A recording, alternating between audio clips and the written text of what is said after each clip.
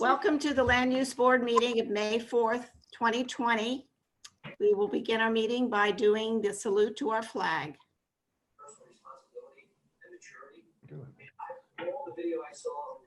I pledge allegiance to the flag of the United States of America and to the republic for which it stands, one nation, nation, under God, indivisible, with liberty and justice for all. Okay, Colleen, you read the Sunshine Law. Pursuant to the New Jersey Open Public Meetings Act, adequate notice of this meeting has been provided by posting on the bulletin board in the entrance hall of Beach Haven Municipal Building and mailing the same to Beach Haven Times and the Asbury Park Press. This meeting is a judicial proceeding. Any questions or comments must be limited to issues that are relevant to what the board may legally consider in reaching a decision for each individual application. Decorum appropriate to judicial hearing must be maintained at all times. And roll call, Mayor Davis. Here. Mr. Cactus. Here. Mr. Allen. Here. Mr. Stevens. Here. Mr. Pisano. Here. Mr. Metal. Here. Mr. Muha. Here. Mr. Horensky. Here. Mrs. Eddles. Mr. Genna.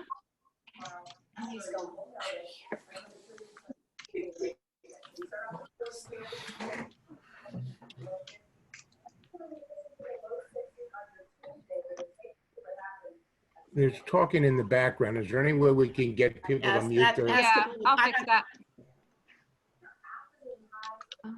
Sorry, I'm trying to find Jerry.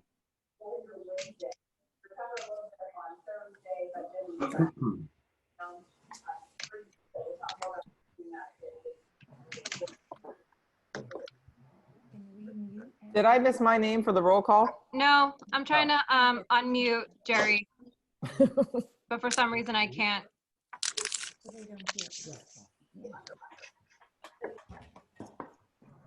Jerry, could you help me out and unmute your audio? For some reason I can't unmute yours.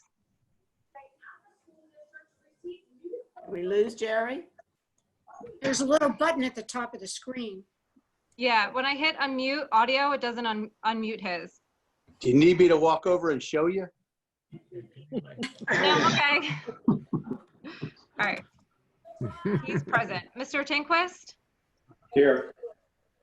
Mrs. Baxter? Here. Mrs. Leonard? Yes, here.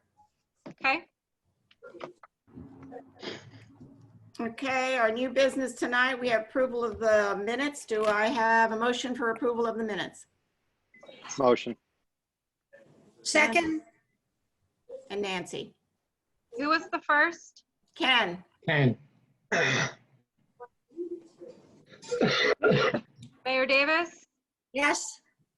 Mr. Cactus? Yes. Mr. Allen? Yes. Mr. Stevens? Yes. Mr. Pisano? Yes. Mr. Metal? Is that Mr. or Mrs.? I couldn't hear. Mr. Metal? Yes. Mr. Muha? Yes. Mr. Horensky? Yes. Mr. Genna? Right. Mr. Tinquist? Yes. Mrs. Baxter? Yes. Mrs. Leonard? Yes. All right, now we're moving along to the approval of our bills. Do I have a motion to approve the bills? So moved. Do I have a second? Second. Who was second? I'm sorry. Ken. Ken. Okay. Mayor Davis? Yes. Mr. Cactus? Yes. Mr. Allen? Yes. Mr. Stevens? Yes. Mr. Pisano? Yes. Mr. Metal? Yes. Mr. Muha? Yes. Mr. Horensky? Yes. Mrs. Eddles?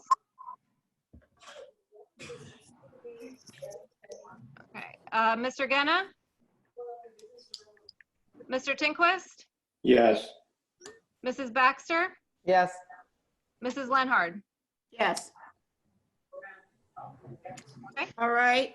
We have the following announcement that the Windcrest Homes, which used to be at 233 Second Street, is moving to 110 North Bay Avenue, Block 150, Lot 4, which is where the old Shoes for You used to be.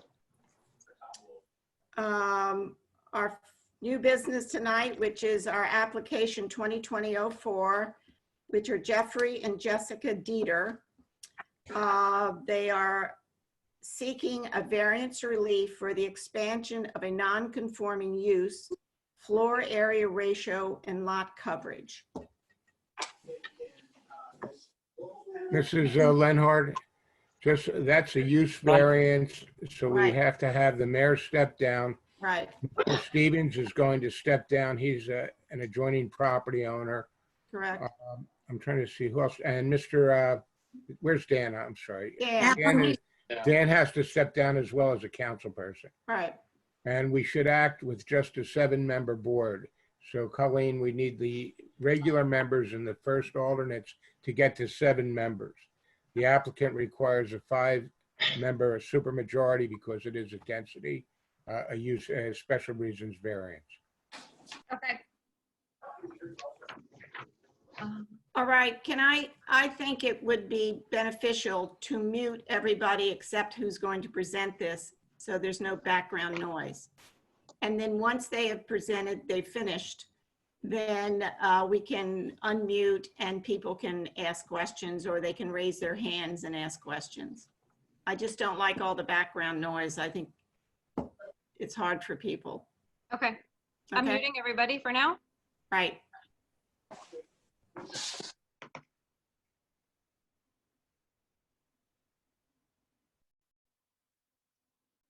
Bonnie, you are unmuted. Okay. So who's presenting this application?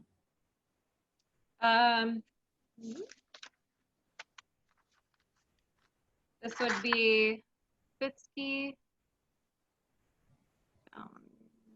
Here. Unmute Stu too. Okay.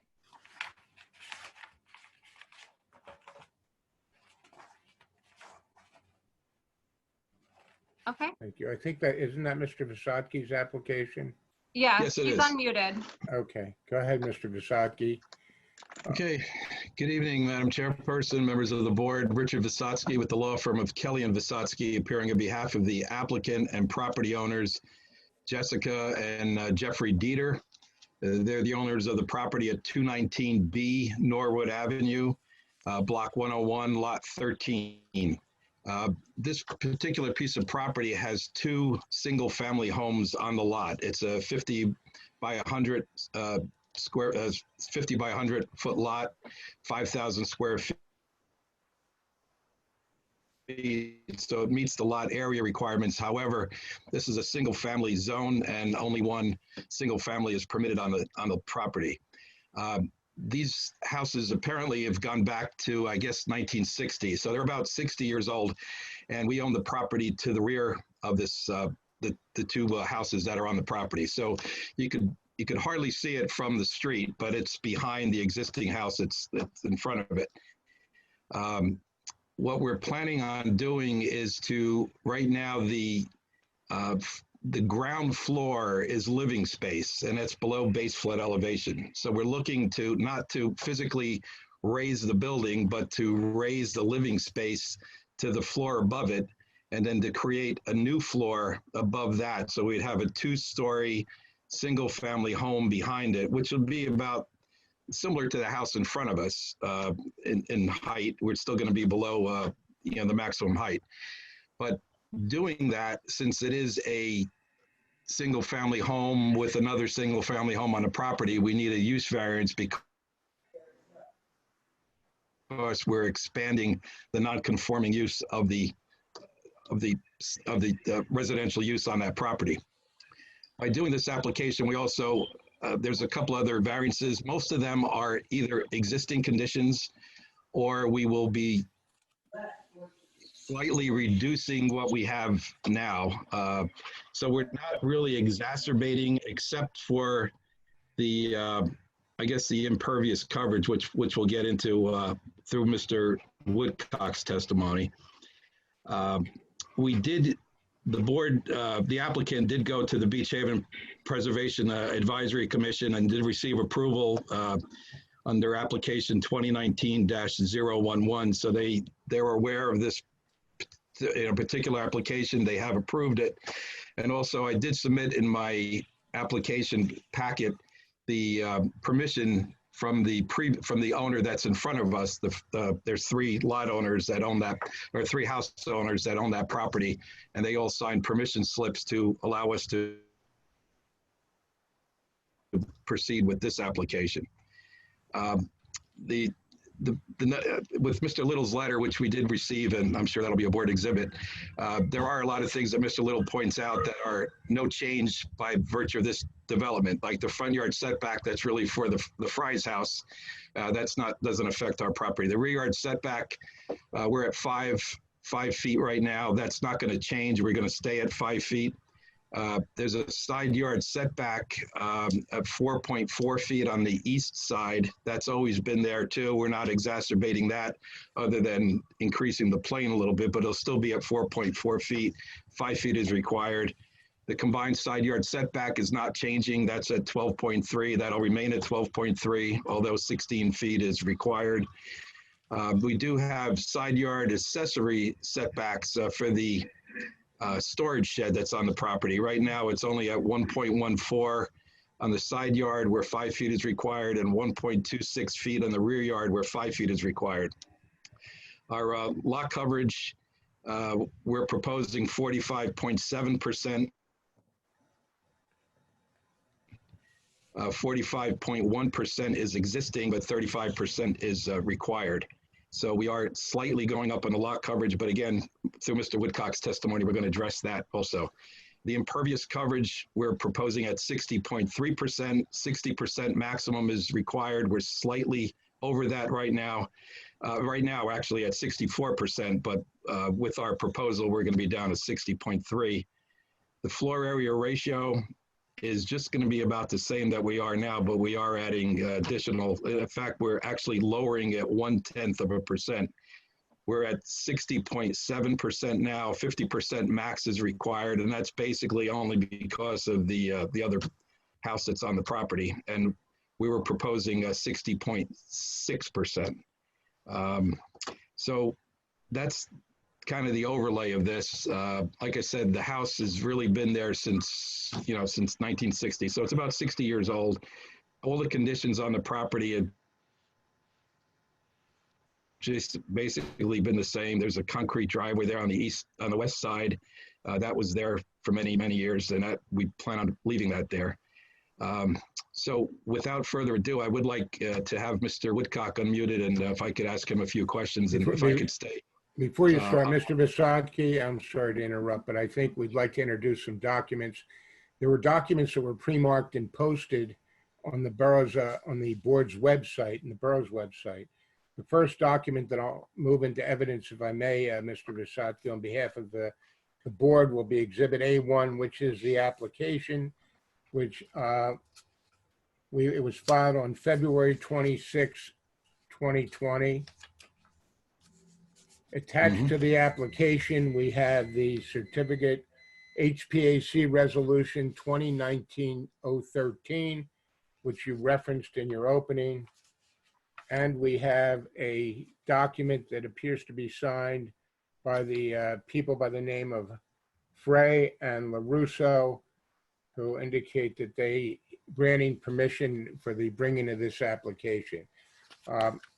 The next document that we have is a plan prepared by JCR Engineering. It's called a plot/grading plan, Lot 13, Block 101, and that's under signature and seal of Robert A. Woodcock.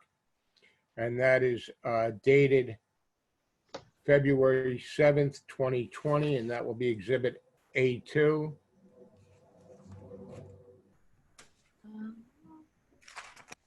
And then we have a set of plans prepared by Robert Roth. And what the board has are sheets A2 and A3, which are two sheets which appear to be elevations and floor plans. That is going to be Exhibit A3. And we have the April 1st letter from Owen Little and Associates, and that is 3 pages. Did you receive that, Mr. Visotky? Yes, I did. I have it. Yes. That's going to be adopted as Exhibit B1. So before we move forward any further with testimony, Mr. Little, could you raise your right hand, please? Do you certify the testimony you give tonight will be true and accurate as regarding this particular application? I do. Mr. Visotky, any objection to Mr. Little serving as a professional planner and professional engineer on behalf of the Land Use Board? No, not at all. Thank you. Okay. If I'd like to call Mr. Woodcock, please. Let's see, Mr. Woodcock's there. Mr. Woodcock, can you raise your right hand, please? Hold on, let me, Yeah, I am muted at that. you're unmuted, thank you. You're welcome. Mr. Woodcock, do you certify that any testimony you give tonight will be true and accurate? I do. You want to state your name, please? Robert Woodcock, JCR Engineering, LLC. All right, Mr. Visotky, you can proceed with Mr. Woodcock. Thank you. Mr. Woodcock, I believe, has testified before the Beach Haven Land Use Board previously. If you'd like, I can go through his qualifications, or if the board will accept them in the field of professional engineering and planning. Mr. Woodcock, are your licenses currently, are Yes, they it is. current as a New Jersey professional engineer? Yes, it is. And you're also licensed as a professional planner in this state? Yes, that's correct. Mr. Visotky, just for the sake of time, unless there's any objection, move forward with Mr. Woodcock, and you can supplement the record with a curriculum vitae if you're so inclined. Mr. Little, do you have any objection to that, as you're familiar with Mr. Woodcock? Yes, I have no objection. Okay. Okay. Mr. Thank you. Chairman, are we all right with that? Yes, I'm fine with that. Okay, go ahead, thanks. Okay, Mr. Woodcock, you prepared a variance plan in conjunction with this application that was marked into evidence as applicant exhibit A2, is that correct? Yes, we did.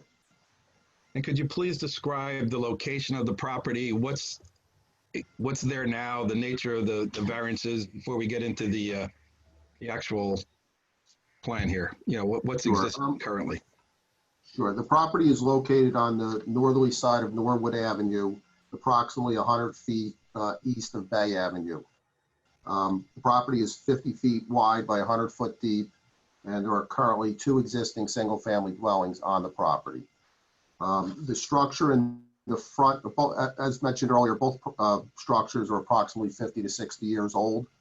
The front structure is currently being raised, as shown on the plan, in order to comply with current FEMA guidelines, and is still under construction as we speak. The rear structure of what this application is for is to not to actually raise the structure. The current structure has a living space down below, which is on a slab, and then there's a single-story living space above that with an attic above that. What we're proposing with this application is to convert that bottom space to storage space with access, stairway access from below up to the first floor, and then renovate that first floor, and then also add a second-story addition or additional living space in the area where the current attic is. So essentially, the bottom floor, everything will remain the same, and then we'll be adding up on top of that first floor with the additional living space. As mentioned earlier, there are several existing non-conforming setbacks associated with the property, including the front rear setback, which relates more or less to the front house off of Norwood Avenue, and then the minimum rear yard setback of 5 feet, where 8 feet is required. I just want to also clarify on that rear yard setback, as is shown on the plot plan, there's actually a first floor deck with stairs going up to that deck, and that would be the main access to the new house. And then the deck wraps around the back of the house, the rear side of the house. It's about 3 foot wide. So that 5 foot is actually measured to that deck, not to the actual structure. So the structure itself is actually 8 feet, but it's 5 feet to that 3 foot deck. The clients currently use that for storage of miscellaneous tables and stuff like that. They don't really sit there or provide any recreation in that area. It's more just a storage area at this point.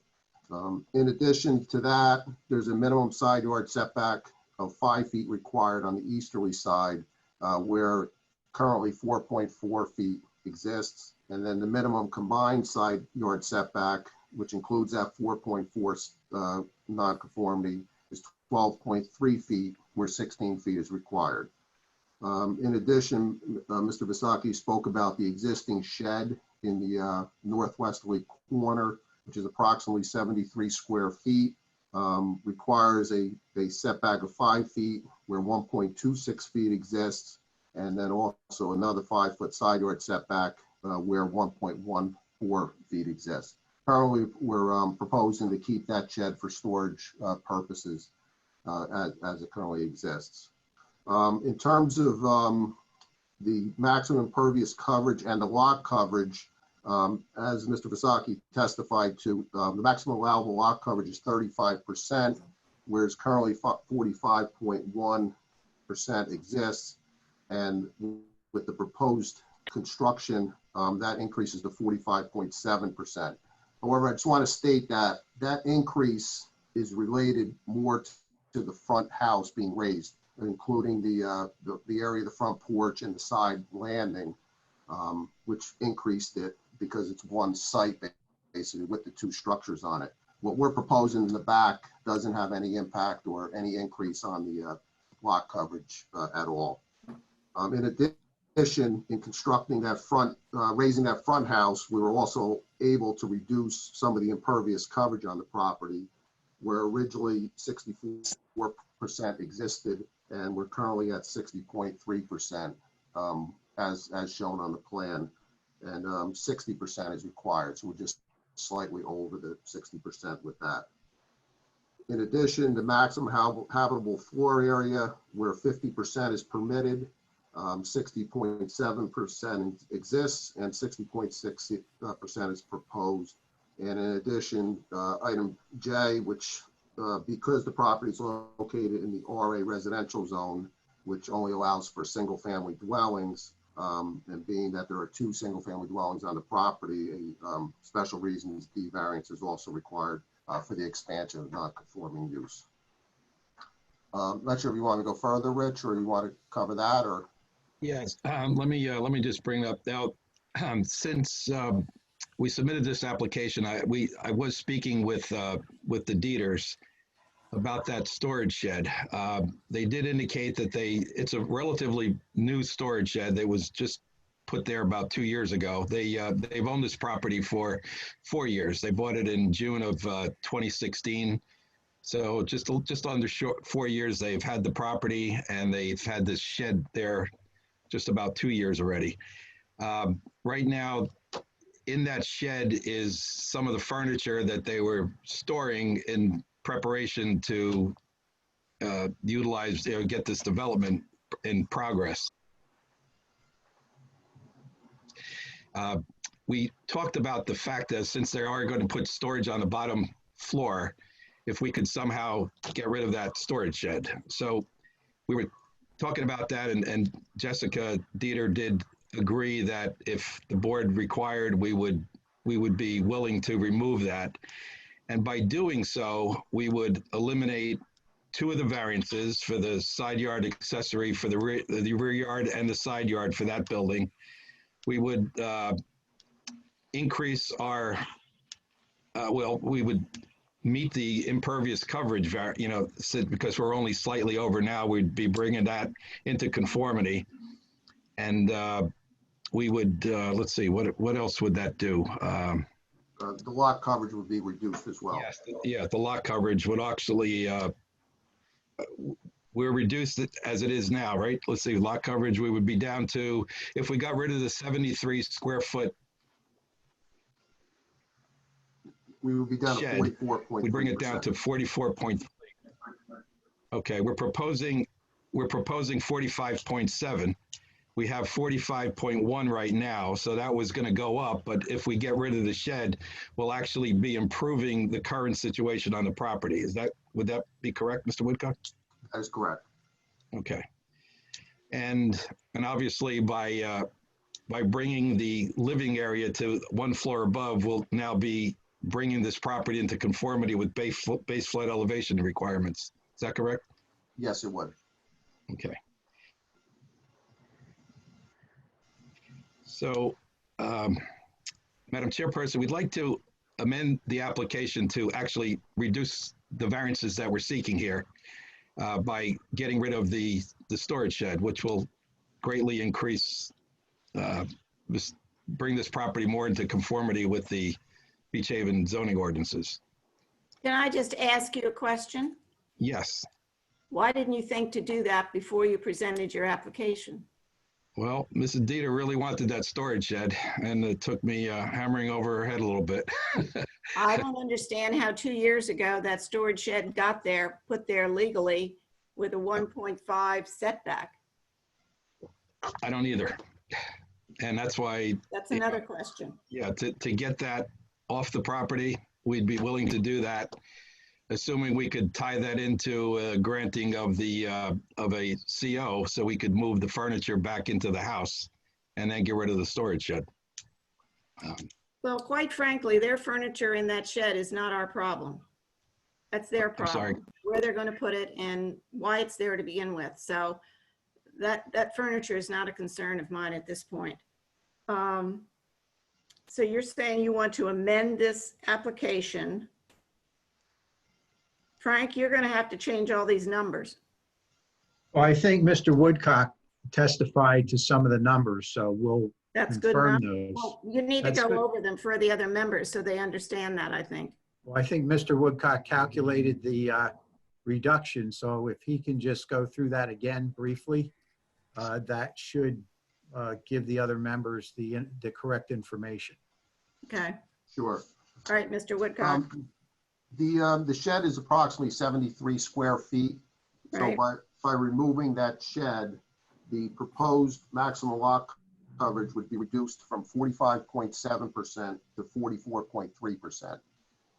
In addition, the maximum impervious coverage, which currently is at 60.3%, will be reduced to 58.9%, which would put us below the allowable 60% impervious coverage. To And that would also- 58.9 58.9, correct. for impervious coverage, right? Yes. Okay. And then obviously the two, the rear and the side yard setback for the accessory structure would be eliminated for the shed. Okay.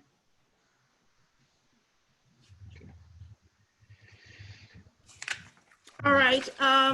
Do you want to open this up now, Colleen, to the board and see if they have any questions? Are you finished with your presentation, Mr. No, Woodcock? just a few more questions on Mr. Woodcock, please. Okay. Mr. Woodcock, you're a professional planner in the city of New Jersey, correct? Yes, I am.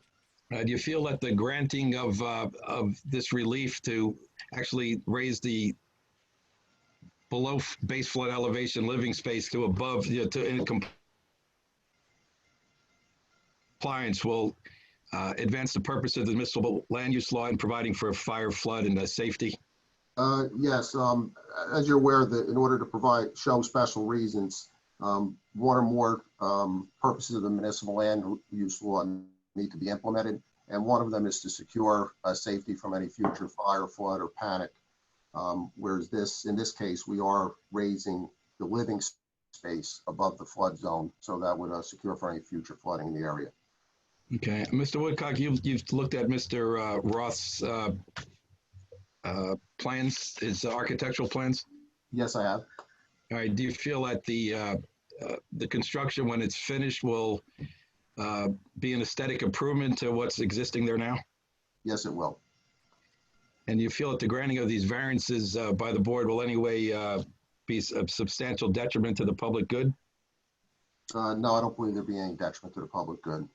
And you feel that these variances can be granted without any substantial detriment I'm sorry, without adversely affecting any of the surrounding properties? Yes, I can. Yes, I do. Okay. And you feel by eliminating this shed, you know, we're actually reducing 3 of the variances and further reducing the impervious coverage and lot coverage. Is that correct? That's correct. In fact, we'll be complying now with the impervious coverage. Is that correct? Yes, we will. All right. I have nothing further. Mr. Woodcock, if any board members have any questions. I'm going to start with Jerry. He has his hand raised. Oh. Jerry, I was wondering if you can help me try and unmute you. You're the only person I can unmute. Can you hear me now? Yes. Okay. Mr. Woodcock, just a question for you. You had provided information that the floor area ratio intended is 60.7%. And my question is, what is the current floor area ratio of the 2 structures on the property? The current existing is 60.7, and it's being reduced to 60.6. And I'm not sure if the architect is on the line. He may be able to elaborate a little more, but I believe the difference is in the back house, there's existing 1,189.7 square feet. And it's going to be reduced by 6 square feet. And I think that has to do with the way the calculation is done with the staircase openings. Okay, thank you.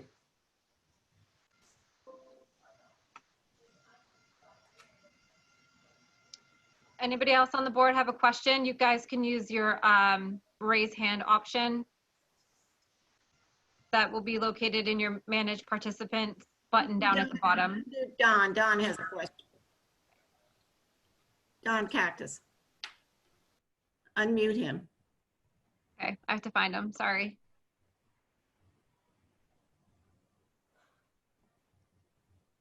Okay. Don, you're unmuted? I'm unmuted. Can you hear me? Yes. Okay, a couple of quick questions. Was the living space on the ground level ever approved, or was it illegal to begin with? I have no idea. Because by current code, it's illegal to begin with. Is that right? I think it is. You're not allowed to have. That's correct. If it was a garage or something that was converted to living space, that was illegal to begin with. So the other question I have, and it maybe goes to Frank too, with the side yard setbacks being requiring variances, do they have to do anything specifically to meet the fire regulations in terms of improving the windows and other things associated with if they don't meet the side yard setbacks? I believe if they're less than 3 feet, it severely restricts the windows on the building. Right now, they're showing me 4.4. At 4.4 feet, I believe you can have some openings, but typically anything less than 5 feet, you start getting into restrictions on windows. So is there going to be a requirement to put some restrictions on this? Well, that'll be part of the building code they'll be complying with when they submit the architecturals to the building inspector for his review. It's not really a planning issue. They have to meet all the building codes if the board approves the application. I guess, and then my other thing is a comment more than anything else. You know, a long time ago when Mr. Kelly was running the board, and we had a similar application, which happened to be a neighbor of mine.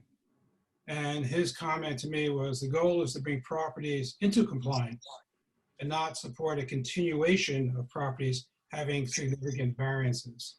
So I have a real problem with building a second floor on top of a piece of property that has significant variances and promoting a continuation of a second home in a single family property.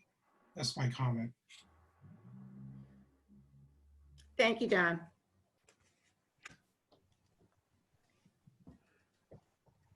Are there anybody else on the board?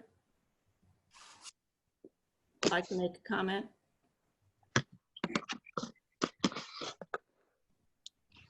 No? Tom's Hi, hand up. Tom. I think Tom is trying to raise his hand. Yep, she's got me. This property is not legally subdividable, correct? Correct. It's under the amount of square footage. So therefore, this could not be condoed out. It is condoed. No, it is a condo, and that's how you, if you can't subdivide your condo, and then there is case law that exists and it's been modified, but there was a time when these two houses on one lot, the board's opinions were limited to the placement of the line if they could show that they were non-conforming and permitted, maybe before the act or before at a prior time where they could do that. Then there was a case that said you still had to show the criteria under the municipal land use law for the positive and negative criteria to allow that subdivision. So what folks have done, and we've seen a lot of it in the shore towns in Beach Haven, they've taken these non-conforming structures, and you'll see even with duplexes, they become a condominium with separate ownership. The condominium is a form of ownership. It's not a form of zoning. So it doesn't come before us when that happens. But the actual use, we're looking at this as a two-family use in a single-family zone, and we're acting on it accordingly as a board.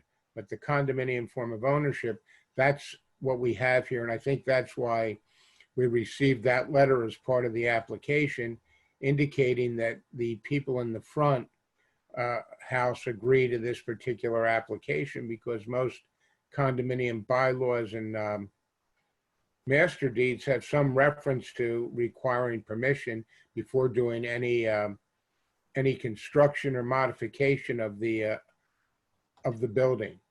So that's what we have, Tom. So it is, apparently it is a condominium. It does appear from the application, it appears to be in separate ownership, and we see that the property, the front house, is owned by someone else who signed the letter that was submitted with the application. So there's absolutely no way to make any addition to this building legal, aside from us. I mean, it just doesn't seem proper. That's, I'm trying to understand.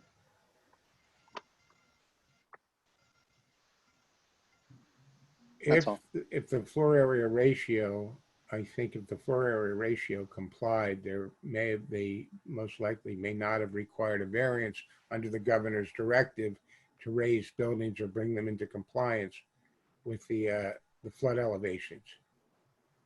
So I think that's why they're here, because the actual coverage and the floor area ratio are different. I don't know if it has to do with, once they came in with that, then we're looking at the non-conforming use. So they are here with that. Okay. Are you finished, all. Tom? Yes. Okay, Scott has his hand raised. My only comment is I think the consideration for bringing it to meet the minimum flood elevation criteria carries significant weight. After Sandy, driving down the streets and seeing what it looked like with all the homes that were flooded, I don't ever want to see that again. So that component of this carries a little bit more weight to me than the others. Well, I have a comment on that. That component really doesn't carry weight with me because it was illegal to begin with.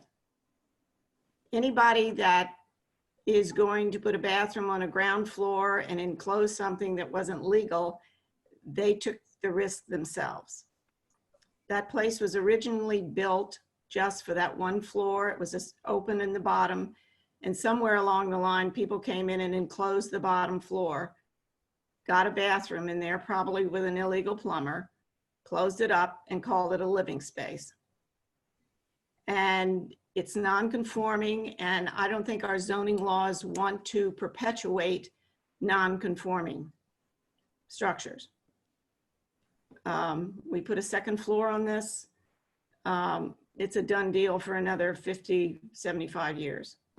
It's never, the non-conformity is never corrected. That's my personal feeling. If I may, my client, when they bought this property back in 2016, that was the way they purchased it, and they got the CO from the Borough of Beach Haven, knowing that there was living space on that ground level. What they're trying to do now is actually bring the property into conformity.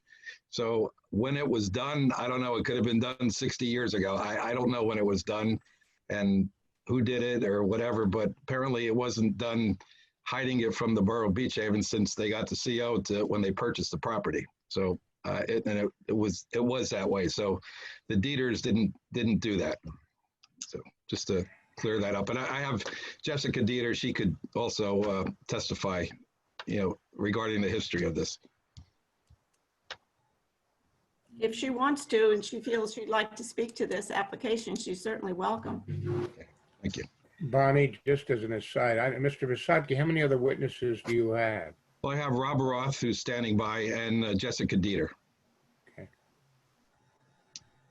I'd like to start off with Rob Roth, please, if there were no other questions of Mr. Woodcock. Okay.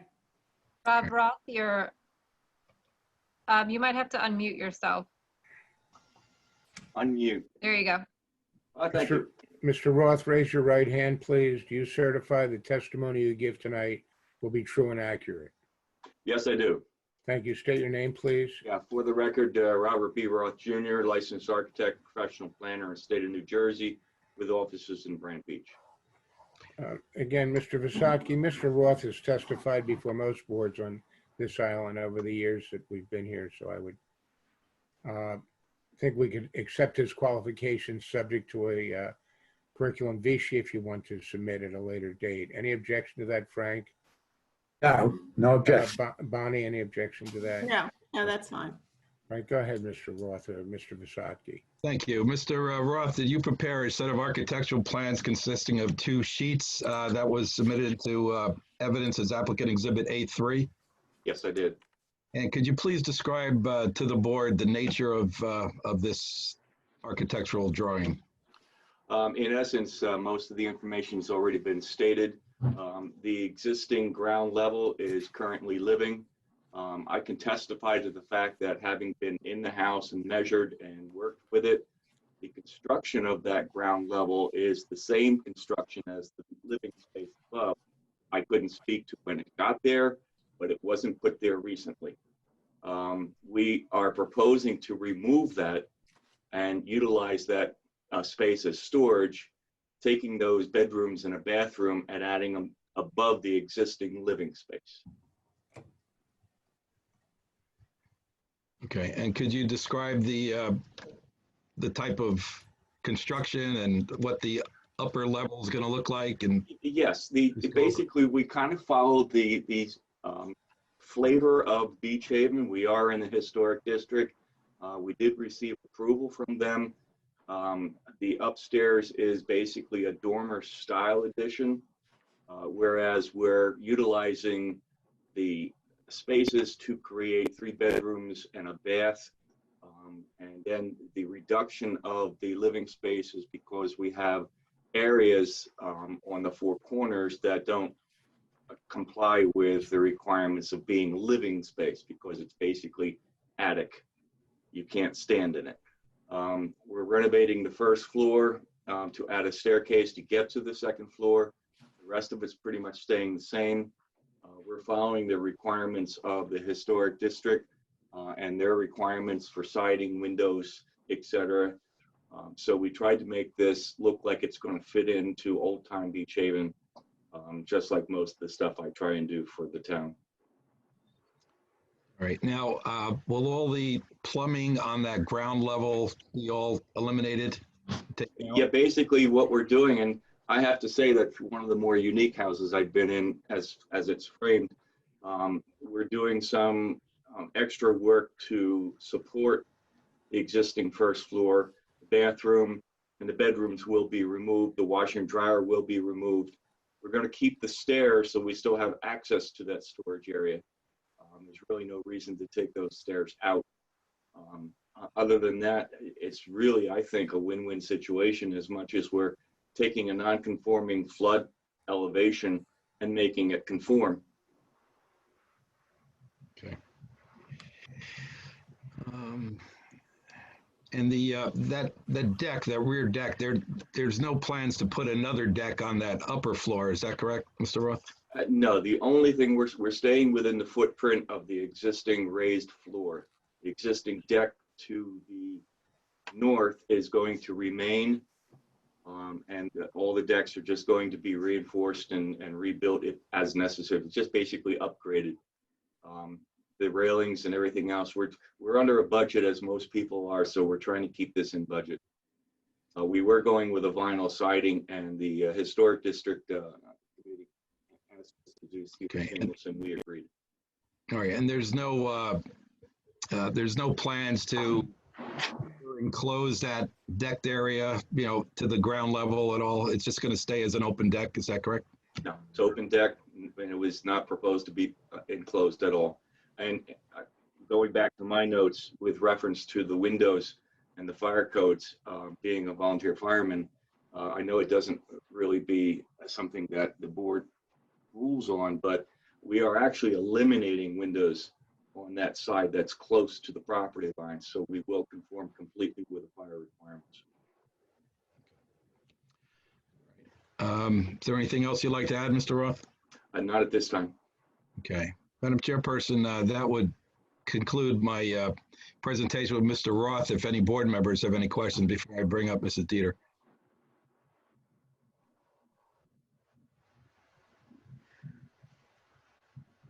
Any other board members have any other comments? Hearing none. Okay. All right. This time I'd like to call Jessica Dieter. I don't know where she is on the here, but I know she's. Hi, I'm here. Oh, there you are. Okay. All right. You have to be sworn in by the board attorney.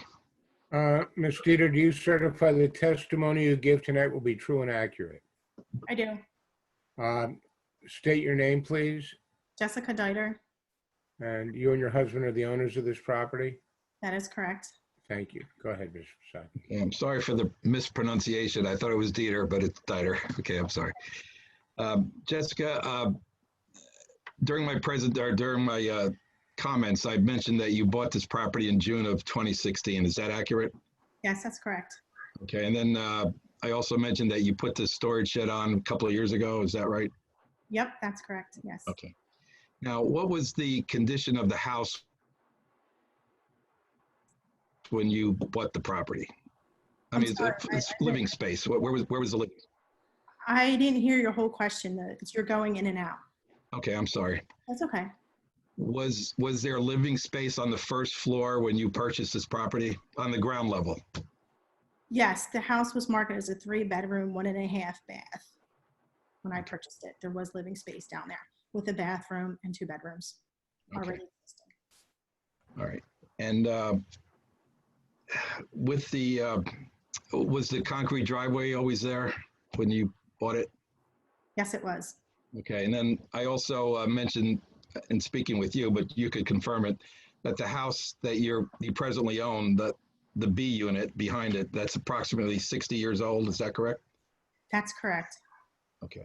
Could you tell the board a little bit about the nature of how you went about this to go to the Historic Commission and, your plans before we wound up going in front of this board?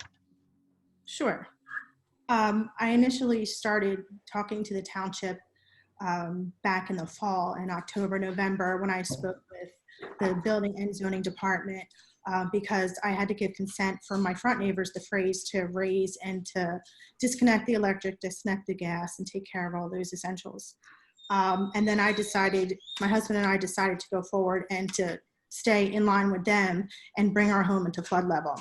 So I was communicating with Joanne Talent in the zoning department, and I have numerous emails from her. We talked back and forth, and at one point she emailed me. I told her my plan was to vacate the bottom floor, to raise the attic with the dormers, to put my living space up there. And she responded to me with an email, as per the Beach Haven engineer, that I do not need to obtain a variance.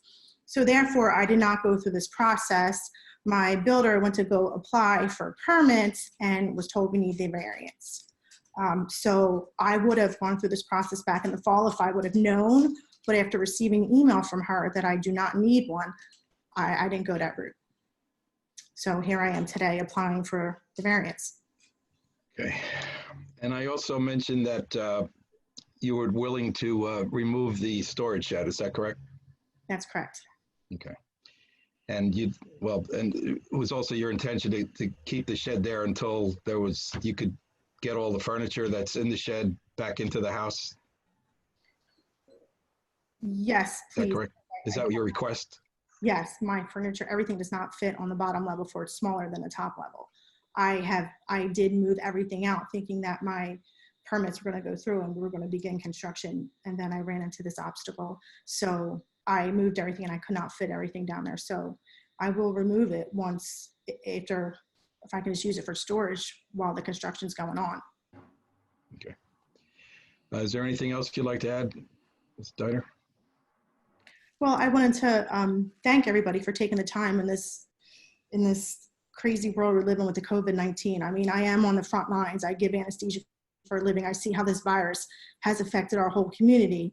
And I just thank everybody for conducting this Zoom meeting so I can move forward. All right, thank you. I have nothing further of Mrs. Diner. If any board members have any questions? Are there any questions from the board before I open it up to the public? Nope. Okay. That would conclude our presentation, Madam Chairperson. Thank you. Thank you. All right, can I have a motion to open this to the public, please? Me. They're muted. They can't. I'm unmuting. Okay.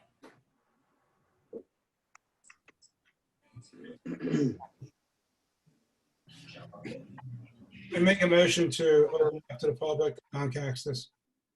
I'll second it. Who second? I'm sorry. Joe Pisano second. I did.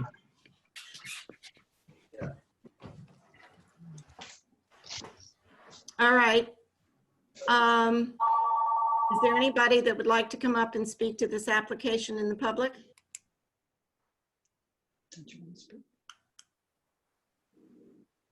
If any of you that are unfamiliar with Zoom, if you go into the Manage Participants section, if your camera is not on, I cannot see you if you are raising your hand. In the Manage Participants section, there is a raise hand option. And then this way I can see if you want to make a comment.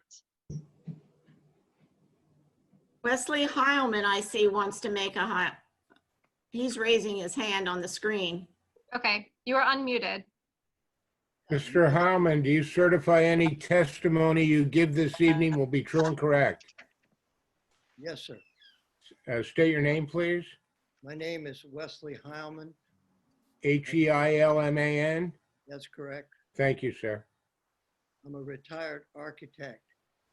I live at 210 Norwood. Wes, you have to speak closer to your computer because we can't hear you. Thank you. I'm sorry, I've never done this. I know. You're doing great. My name is Wesley Heilman. I am a retired architect. My home is at 210 Norwood Avenue, Beach Haven, New Jersey. It is the only home I own. It is half owned by my wife's estate and myself. My daughter happens to be sitting here. She is the trustee, as I am, of that estate. So we represent the opinion of the whole ownership. My letter is my letter, Bonnie, or whoever would know, in the file of the information you had before this meeting. Wes, we cannot read any letters. You have to read it out loud. Can I have my letter, please? Do you have your letter? Yes. Good. Then you please read it. If possible, I would like this letter to be part of the public record and my response to LUB 2020:04, the Dieters or Dieters, whichever way, I apologize for that, 219B Norwood Avenue. Under the current Borough Beach Haven zoning ordinance, section 212-7, non-conforming uses, lots, uses, and structures, item A, intent, item 2, and most importantly, item B, non-conforming structures, item 1. No such structure may be enlarged or altered in any way which increases its non-conformity. Clearly, 219B is a non-conforming lot and cannot be altered with a whole new living space which illegally increases the density on the property, zoned single family, and violates the square footage requirements. The project requires 2 legal parking spaces, which I believe do not exist and are required. The next sentence you solved. Finally, a shed which exists on the property and must be removed as it was placed apparently without a permit. Finally, this project only benefits the owners and does not meet the spirit of the zoning ordinance in any way. I can go into the history of it, but that isn't, this letter is shorter. The property is required to remain as is. The grandfathered project should not be granted approval according to the zoning code of the Borough of Beach Haven. Thank you for your attention to my concerns in this matter. Thank you, Wes. That's my statement. Thank you, Mr. Heilman. Yeah. Is there anyone else that would like to get up, say anything?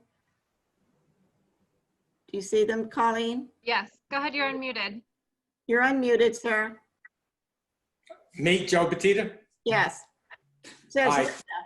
Linda. Yeah, well, Mr. Batista, I change my name sometimes. Mr. Batista, do you sort of, raise your right hand, please. Do you swear or affirm to tell the truth in these proceedings? I do. Thank you. State your full name. Joseph A. Botita. Thank you, sir. I live at 220 Berkeley Avenue. I live on the north side of the house in question. I assume for the purposes of the records too, I'm supposed to read the letter so it goes in as it is. That's correct. We don't accept letters as hearsay, so you could read it in or give comments to it, whatever you prefer. Okay. My wife and I are concerned that this application represents the continuing impact on the intensity of the use. By permitting the density of this non-conforming dwelling to be again increased will further impact on our home from a visual perspective and market value. Currently, the rear setback is 5 feet. And while it is an existing non-conforming use, it greatly impacts on the enjoyment of our rear yard. The applicant is now requesting to increase the maximum lot coverage, the maximum habitability floor plan, and allowance of a duplex in an RA zoning. As been mentioned, we learned that the applicant added a storage shed, which is 1 foot from my property, without a permit.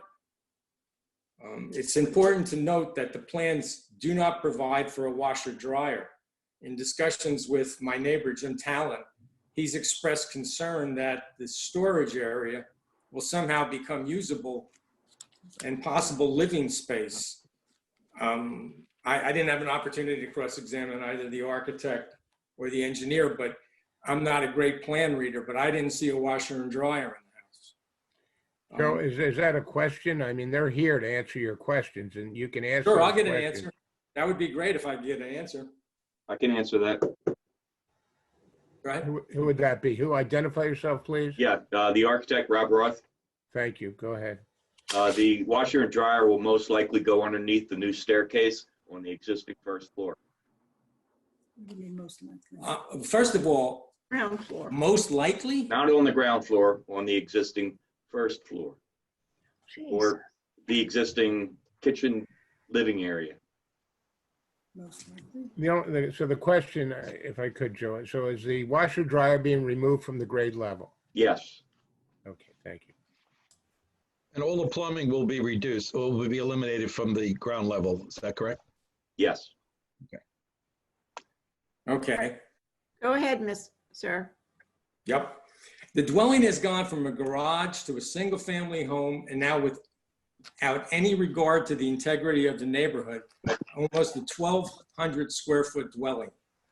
The board must at some point recognize that to continue to deviate from existing zoning regulations simply because of a non-conforming use does not serve the integrity of the municipal zoning plan.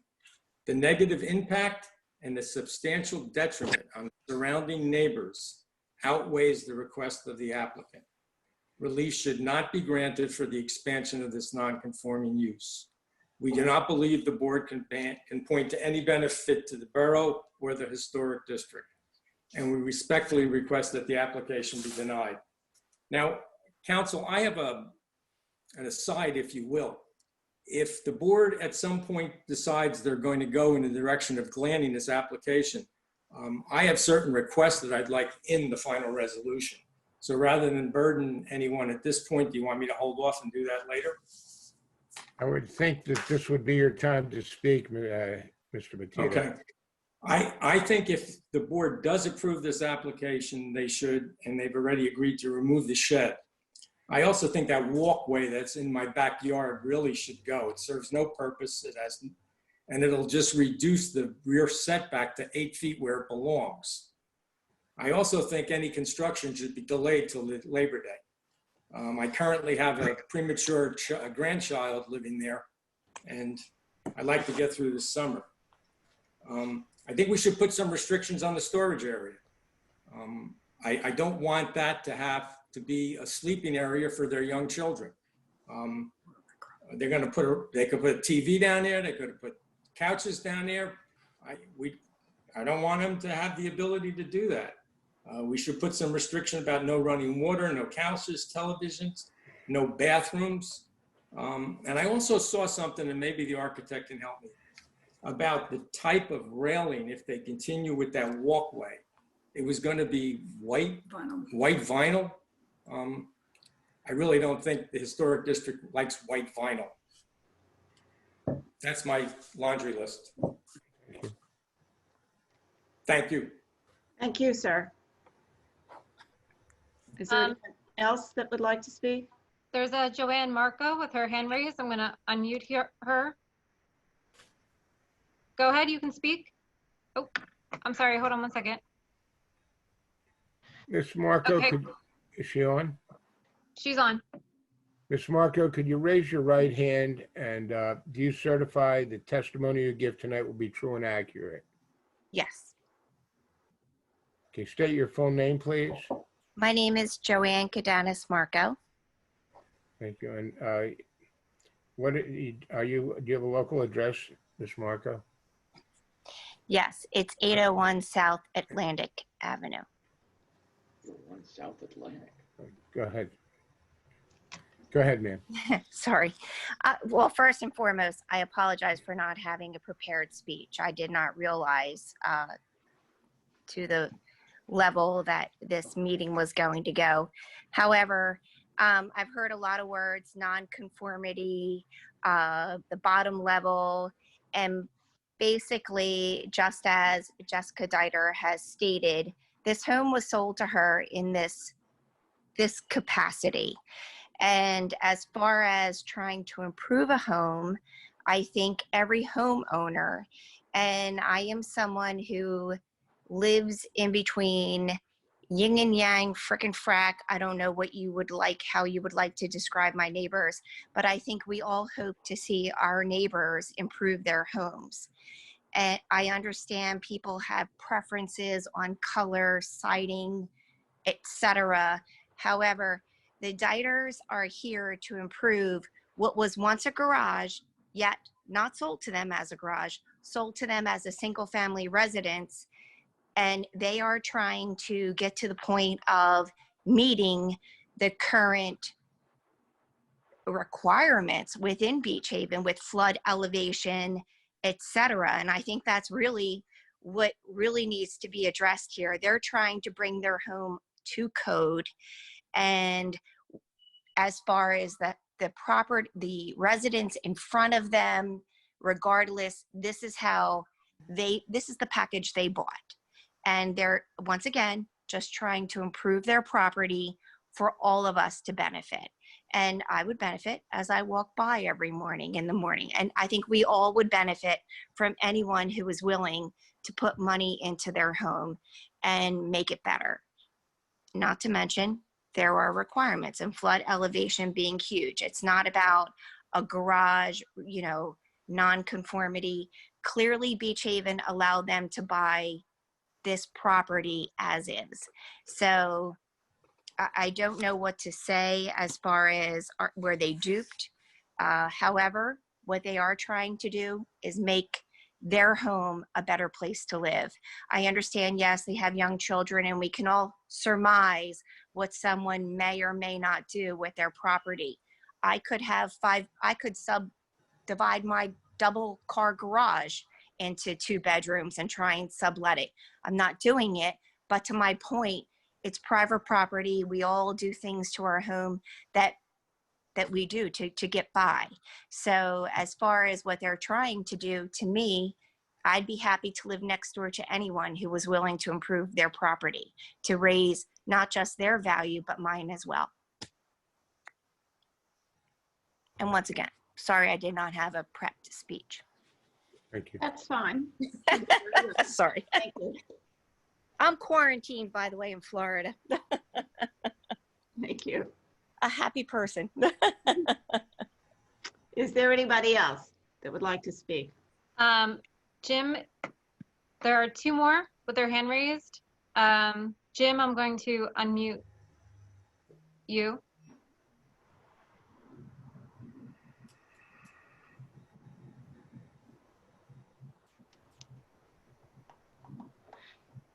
Okay, go ahead, Jim. Mr. Stevens, do you certify the testimony you give tonight will be true and accurate? Yes, I do. Just so we understand, Mr. Stevens has recused himself as a member of this board.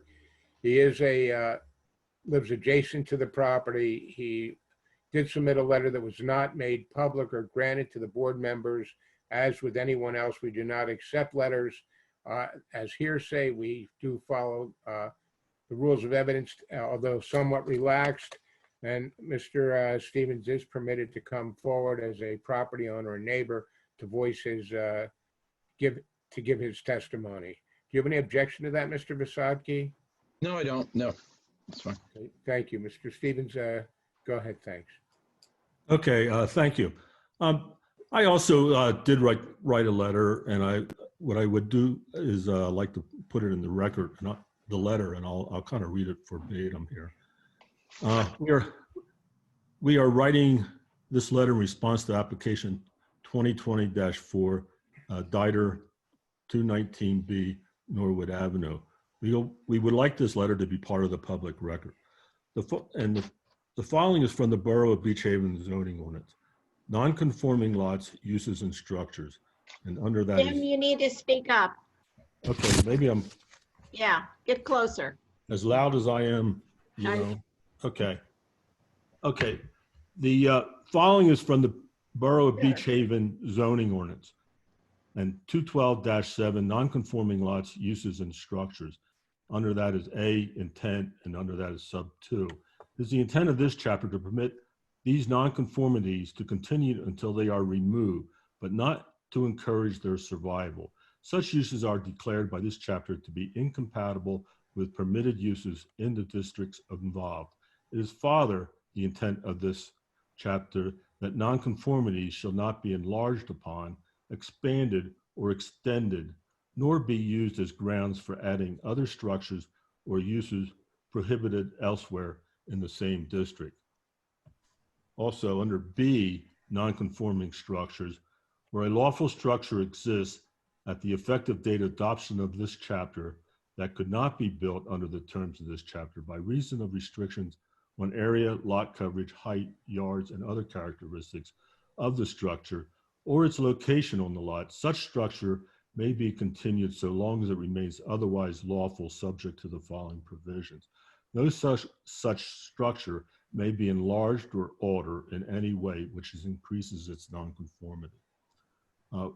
We believe A, sub 2 and B, sub 1 and other portions of 212-7 of the zoning ordinance is important when considering the application. The 2 units on one lot creates a non-conforming lot. We own the property to the west of the application being considered by the board. My parents originally purchased the property in 1970. My wife and I purchased the property from the estate in 1992. Through the years, there have been many changes to the property. Changes to the property started in the 80s when it was counted into 2 parcels as part of an estate settlement. A patio with awning was constructed in the front yard of 219A as part of the condominium creation. Sometime later, a wood roof was built over the patio. This caused the patio to become a covered deck, encroaching on the front yard and infecting lot coverage. The lower level unit of 219B was converted from a garage to space with a bathroom and bedrooms.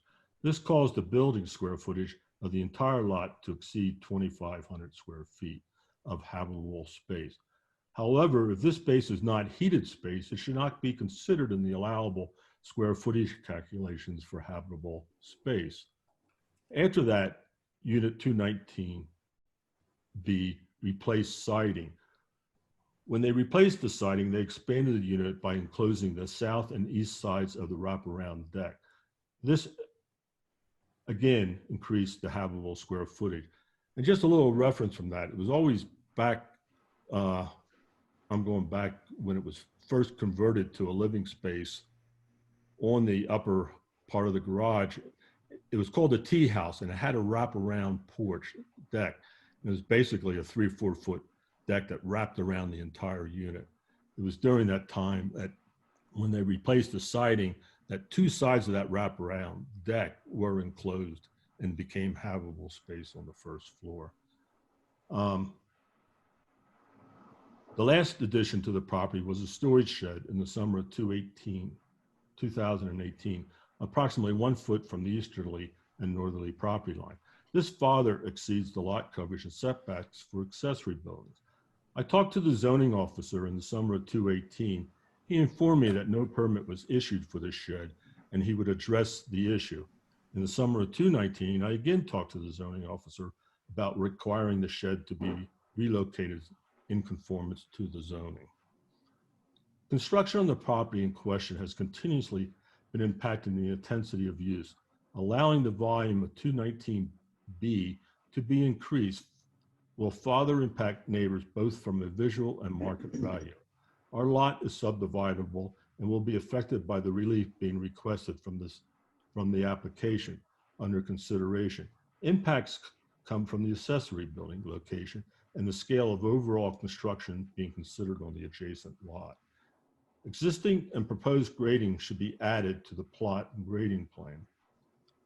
Presently, it calls it a plot grading and plot plan, but I don't see any proposed grades and very few existing grades on that plan. Presently, the water from the lot in question is draining onto our property along our easterly property line. The concrete driveway should be removed and the water should be directed away from the property line. This will also reduce the impervious coverage. By my calculation, the concrete drive is 10,050 square feet and not 742 square feet as shown on the plot plan, making the actual impervious coverage 66%. I just took a simple geometry of the measurements that were provided on the plot plan, and I come up with a concrete driveway being 1050 instead of 742. You come up with what? Say that again. When I did the simple, there was on the driveway, there's measurements on the plan. By utilizing those measurements, I came up with a concrete driveway being 1,050 square feet. It's in the analysis, it stated 742 square feet on the plot plan. So if you make that adjustment, the actual impervious coverage goes to 66%. I think, you know, the engineer can probably check that and verify that. And he might have a comment on that. This percentage assumes that unit 219A will not build a walkway to the shower room. There's a shower room in the back of 219A, and presently that's not part of the impervious calculations. And there's, I'm not sure what is going to happen there. This waiver and variance can easily be removed by correcting the drainage and replacing the driveway with a pervious surface. Off-street parking should be shown on the proposed plan. Presently, off-site parking is not being utilized by the owners. Space should be provided, and any necessary shrubbery, utilities, etc., should be relocated to accomplish this. The location should be shown on the plans. Separate electric, gas, water, and sewer utilities should be required for 219A and 219B. And electric should be placed underground. Detailed architectural drawings should be submitted. We would like the opportunity to make additional comments to determine the impact once the drawings are submitted. It appears the roof line farther impacts the easterly property line. The decks on the westerly and northerly side should be removed to reduce the rear and side yards. Setback variance and lot coverage variance. There's also a question, and I'm not a structural engineer by any means. I'm not sure, and I think it should be shown what the architect is planning on doing to put a second story on top of this first floor. What they're going to have to do is from a foundation standpoint and how they're going to handle that. Right now, it was kind of built as a garage, and the afterthought was to put a living space on top of it. And now we're going to put an additional living space. I think there needs to be a lot more detail in that sense. Over time, non-conforming uses should become aligned with existing zoning. They should not continue to deviate from zoning, which continues to impact the adjacent property owners and the neighborhood in general. Relief should not be granted for the expansion of non-conforming use. I'm not sure how relief can be granted based on any hardship or for the beneficial good of the borough. I see this as a no benefit and only a substantial detriment to the public good. Any hardship has been self-inflicted. We do not believe the plan should be approved as proposed without substantial modifications. The comments from the neighborhood should be considered before any determination by the board. Thank you for your time and consideration in addressing our concerns for this application. And I guess two further comments. When they were discussing they didn't really put on record what for the variances, what the benefit is or what the detriments are. They didn't go into any discussion on that, which really, you know, I would like to hear what that is. And the other thing, Doesn't pay attention. if this plan is approved, I think it's, I think the internal stairways to that ground space should be eliminated, and the storage space should only be accessible from the outside, so that we don't go into another cycle. I'm not sure what the need of that is. That's my comments. Madam Chairperson, may I follow up with Mr. Stevens' comments, please?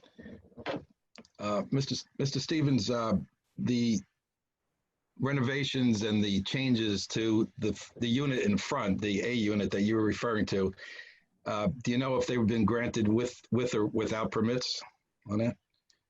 As far as the current construction? Yes. I understand the current construction has permits, yes. Okay.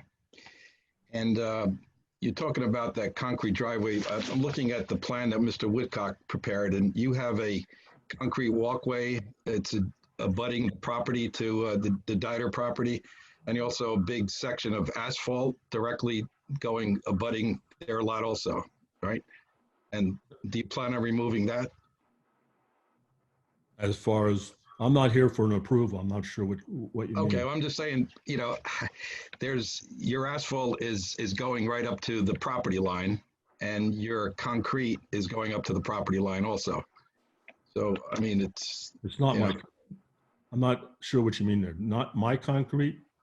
Yeah, I'm looking at the plan that Mr. Woodcock presented, and there's a portion of your concrete walkway that abuts our property, and a whole big section of asphalt just to the east of your garage that abuts the property. I'm not sure where you mean the concrete is, but the issue is the water from their driveway is draining onto our property. And we're calling this a plot/grading plan, but there is no proposed grades. There is really no existing grades.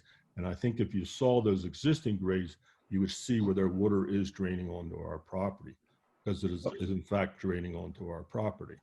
Okay, because I see a number of elevations that Mr. Woodcock did put on his plan showing the level of grades there. So I don't know where it's missing.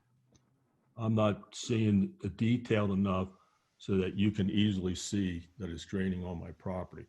I know it is from a fact draining onto my property. He doesn't really, he doesn't have but a couple existing grades. He has no proposed grades on there that I see. We're just showing the proposed grades on the corners of the house, because we're not really proposing any changes to the grading at all. Well, and I guess what I'm stating is there's right now the property is draining onto my property. So I would like to see that corrected. I have nothing further, Mr. Stevens. Is there anyone else, Colleen, that raised their hand? Yes, there's Jim Graham.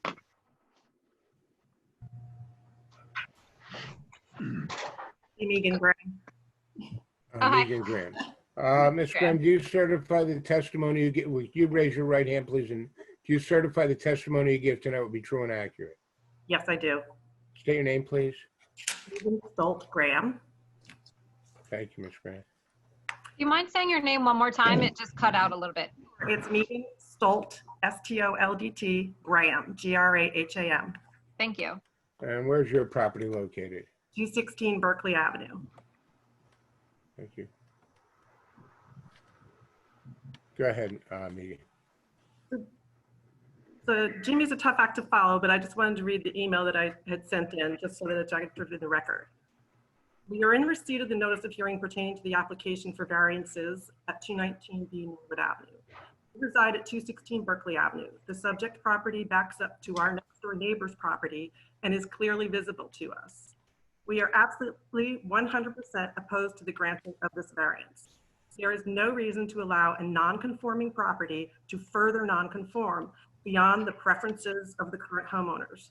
The non-conforming nature of this property was disclosed when the current owners purchased it. They entered into the purchase agreement with the knowledge that no changes could be made. The hardship element is unclear, other than the applicant's wish to change the configuration of the structure, further encroaching on already maxed out coverages. Hardship implies a situation which requires a remedy, not a desire for increased living space, a new kitchen, wraparound deck, whatever is on the wish list. We strongly encourage the Land Use Board to uphold the extant zoning ordinances, and specifically section 12-7, as relate to non-conforming properties, and deny the applicant's request for variances. Respectfully submitted, James and Megan Graham, Graham Living Trust. Thank you. Thank you, Megan. Is that it, Colleen, or is anybody else? Anybody else? Okay, I believe that's it. That's it? Mm-hmm.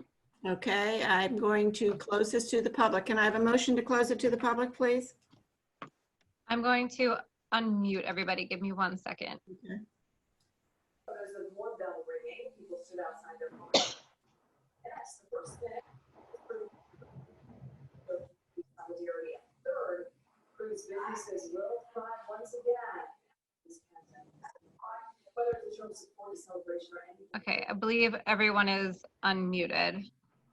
Everybody? Oh, I'm sorry. Two more hands came up.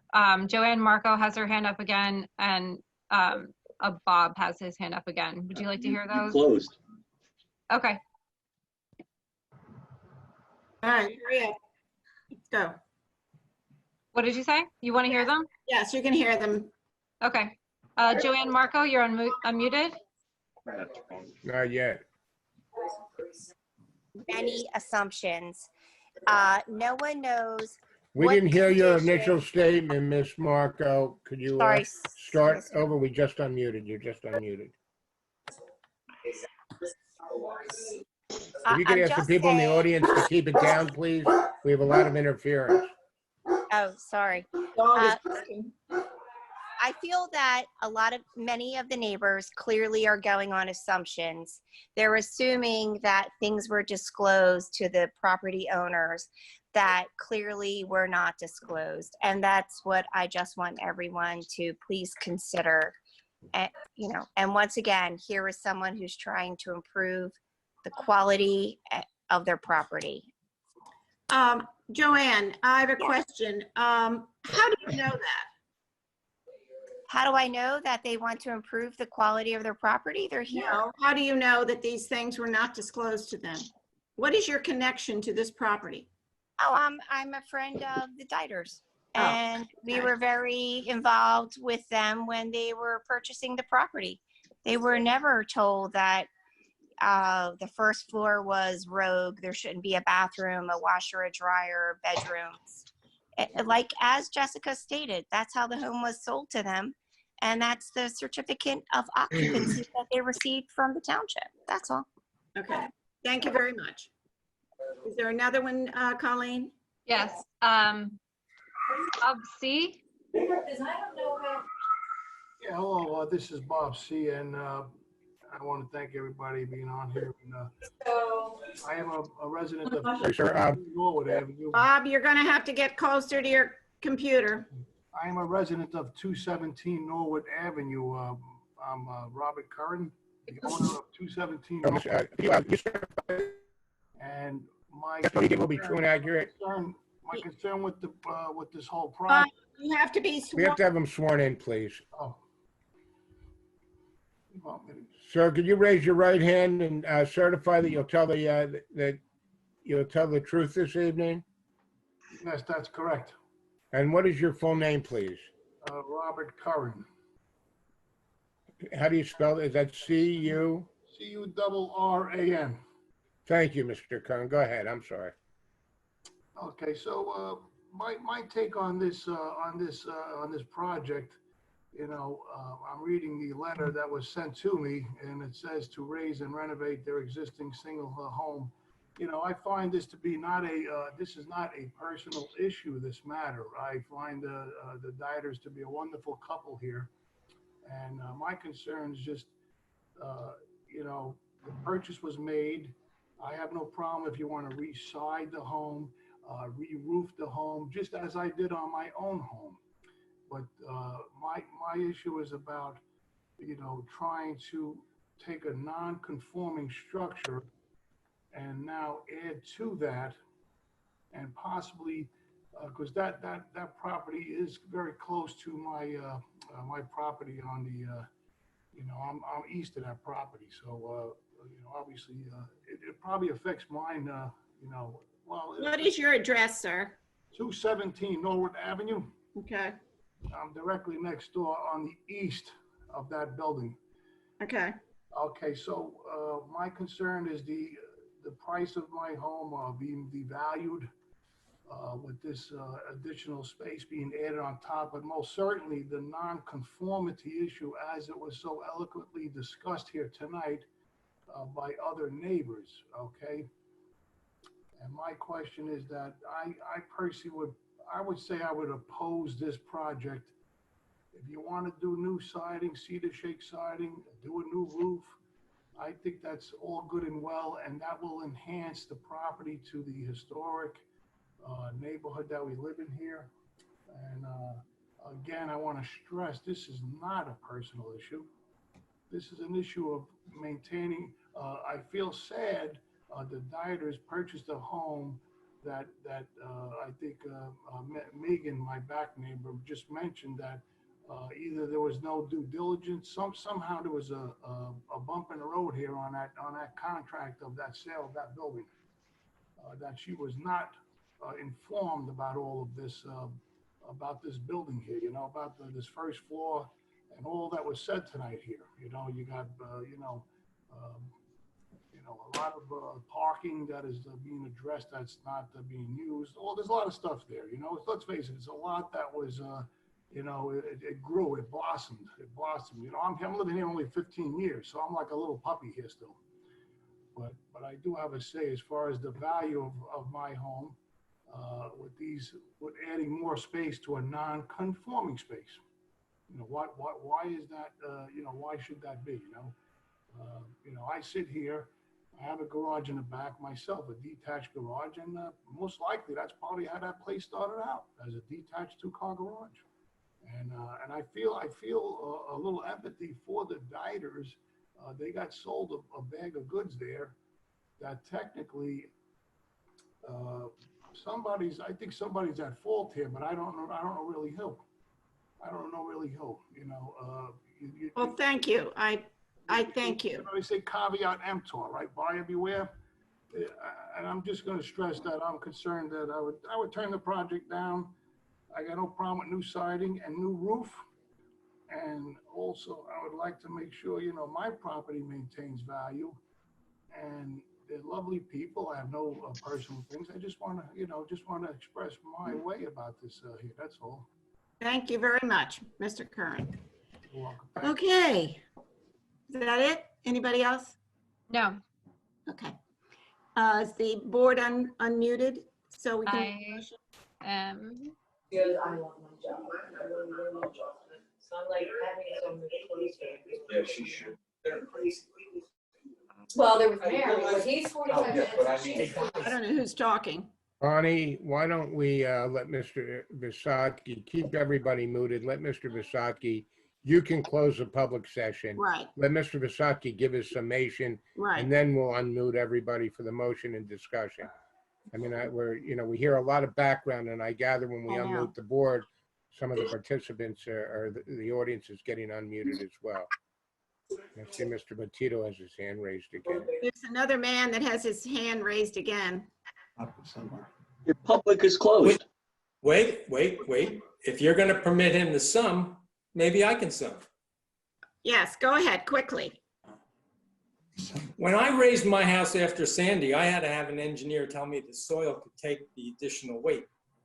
I heard Jim Stevens talk about not having adequate plans in this. This application has to be denied because it's not properly presented. Thank you. Thank you.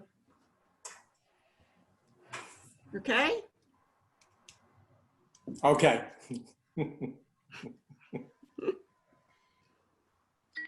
All right, is Mr.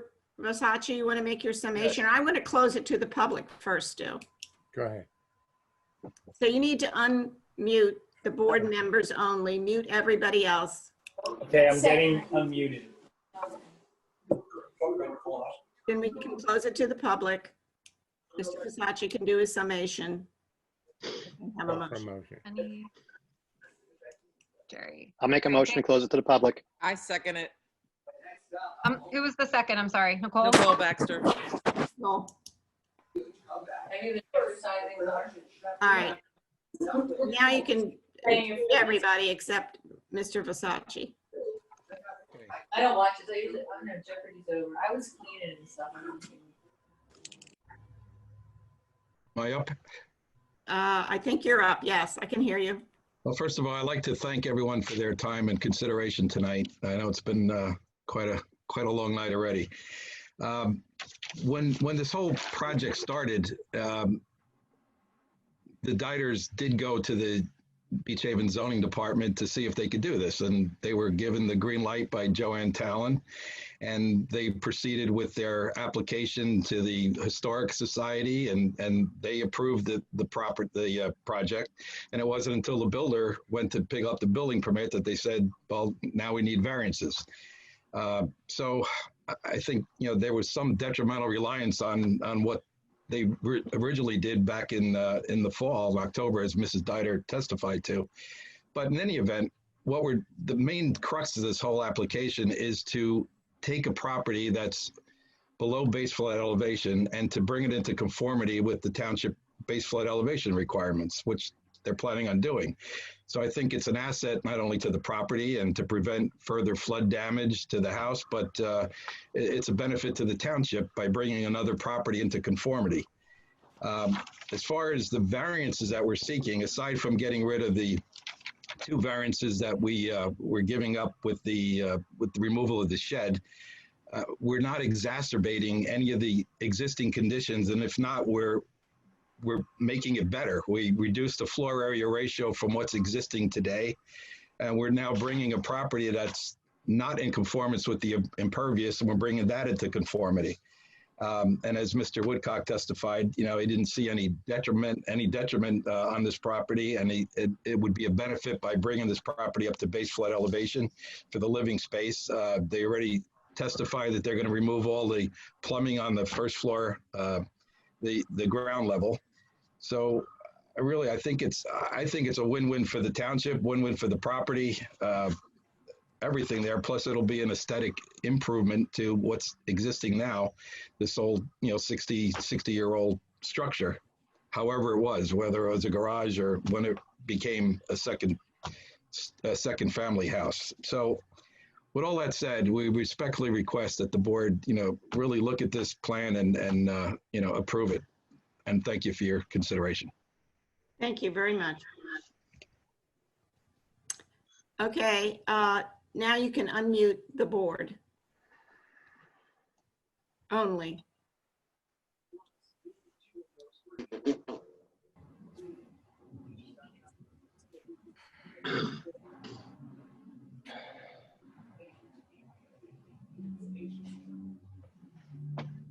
Okay. Yes. How about Stu? He's still muted. Oh. So is Nancy. And Nancy is too. Nancy can't speak. Is there an I can't speak, so I Oh, that's right. You can't speak, and neither can Dan. And who was the other one? Bob Stevens. Jim. Yeah. Jim Stevens. Okay. Do I have any more comments or discussions or questions about this application before I call for a motion? Ken, have you raised your hand? No? No. No. Okay. I raised my hand, Bonnie. Oh, I'm sorry. Tom? That's okay. So the building height, the whole premise of this is to raise the house, the base flood elevation, to bring it up to code. Right now, as far as I can tell, the lowest grade is 3.79 feet. To bring it up to base flood elevation is 5 additional feet, correct? Mm-hmm. Mr. Woodcock? Yes, he's muted. So we're going to try to bring the additional 3 feet, the relevance to that. Can you speak to that? I'm unmuting him. Be unmuted. You not been paying attention? No, apparently I haven't. Yeah. Please continue. The ground floor is approximately, like you said, elevation 4. So as per the governor's directive, if we didn't receive approval for what we're proposing, we would be able to raise the house up to elevation 11, which is 3 feet above the proposed flood zone, which is 88, similar to what the front house is. So the front house, we've actually raised that up to finished floor of 11. So what we would do is we take this structure, raise it up, and take that bottom floor to elevation 11, which would essentially almost put us at the same height that we're ending up with what we're proposing with the renovations. So in my opinion, the renovations, what we're proposing with that, eliminating that bottom floor and converting that to storage space, and then that attic space being converted to the second floor, we're going to almost end up at the same height within a foot or two of what we would do if we actually raise the structure as it is without the approval. But we'd have a more aesthetically appealing structure with what Mr. proposing. Can you answer any of the questions that Mr. Stevens raised about the impervious lot coverage and the driveway and stuff like that? Yeah, I'd have to check on the driveway calculation. I mean, the only thing I'm seeing is that a portion of the concrete is actually between the property line and the curb. So I'm not sure if he's counting that. And then if you take the distance back, which is about 72 feet, and you multiply the 14.32, if it was rectangular, it would be about 1,050 feet, but it's not rectangular. It actually is almost like a triangle as it goes toward the front. But I could check that on the computer, and usually the girl on the computer actually puts a boundary around that exact concrete driveway area in order to calculate that, but I can verify that. And then the only grades we're proposing basically match up with the existing grade at the corners of the structures, because we're not proposing to do anything to the grading or the ground or anything. What we're doing is adding the story on the back, second story. Mr. Stevens also questioned something about the utilities. I don't see on the plan here where the gas service is, or I'm not sure if that's electrical wires. I believe there is existing utilities to the back house, and then they would be disconnected and reconnected once the addition is constructed. So the common area, the driveway between the two property lines, is that going to be included in parking area or no?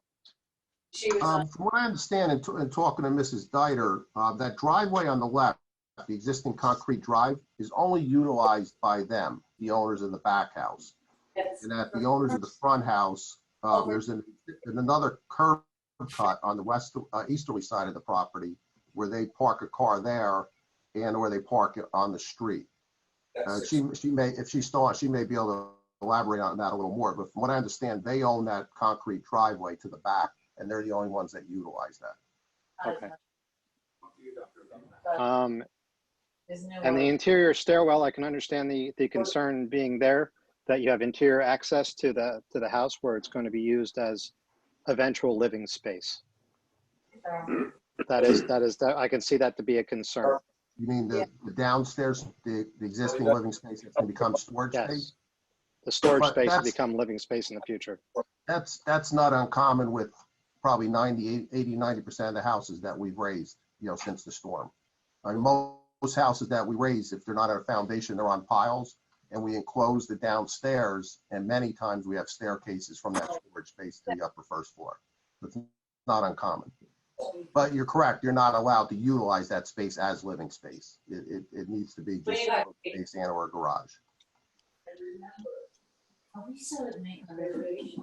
That's all the questions I have. Thank you. Thanks, Tom. Anybody else on the board have any comments they'd like to make? No. No? All right, I don't know who's got the background noise. I hear a TV. It's very distracting.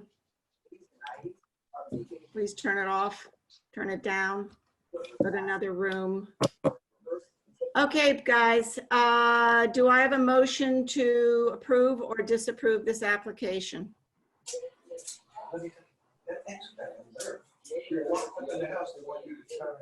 I make a motion to approve. Can you hear me? Yes.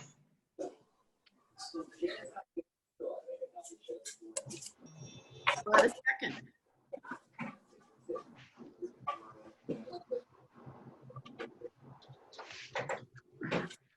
I can't get a second for this application. What happens, Stu? Ask for another motion. Is there another motion? There's no second to approve this application. Okay, so that motion, so you asked if there's any other motions on the floor. I can't hear you. Are there any other motions?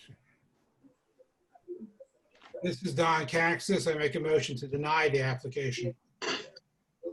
This is Cam. I second it. So we have a motion to deny this application. I'm going to call roll. Mr. Cactus? Yes, deny the application. Mr. Bizzano? No, approve the application. Mr. Metal? Yes, to deny the application. Mr. Muha?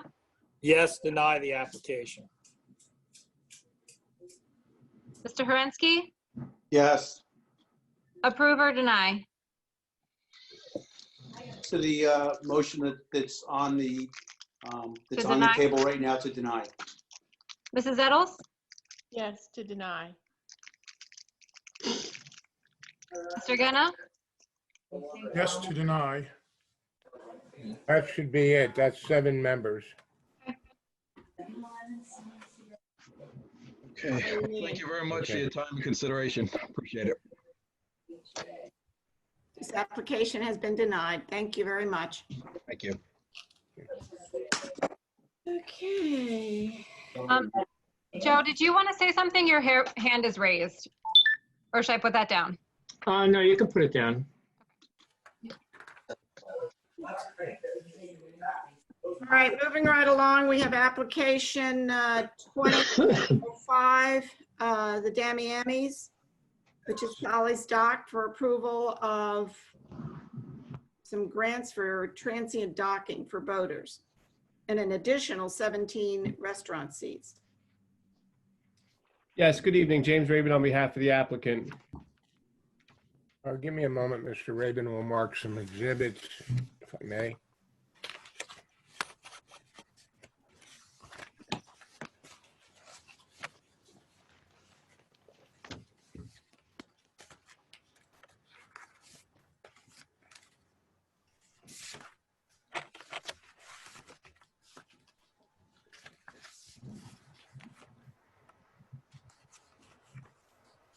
All right, members of the board, we have an application before the board. It is dated March 13th, 2020. That will be Exhibit A1, and this is docket number 2020-05. And we then have, with the application,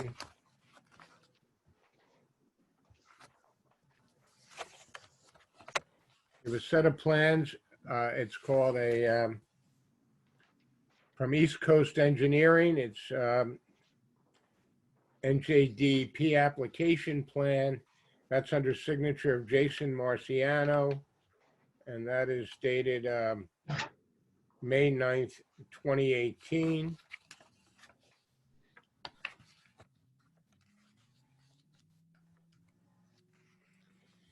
That'll be Exhibit A2.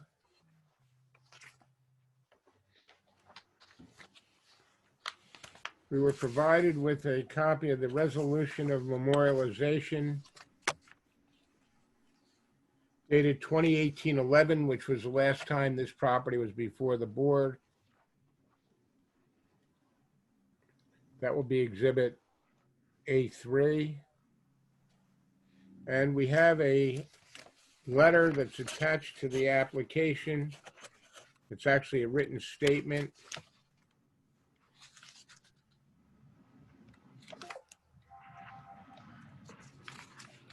And it's called, it's written by Margaret Damiani. It's an attachment. We'll call that A4.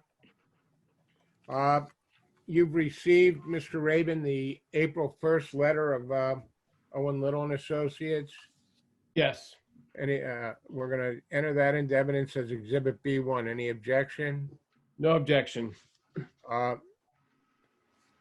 Thank you. Mr. Little, do you certify any testimony you give this evening will be true and accurate? I do. Right. No, any objection to Mr. Little moving forward and representing the board as its professional planner and professional engineer? No objection. Thank you. There was one additional exhibit that was submitted with the application. It was the prior site plan prepared by Horn, Tyson, and Yoder that was submitted back when the site plan approval was granted in 2011. And that has a most recent revision date of April 20, 2011. So I guess we can make that Exhibit A5. Let me just grab it. Hang on one second. I apologize.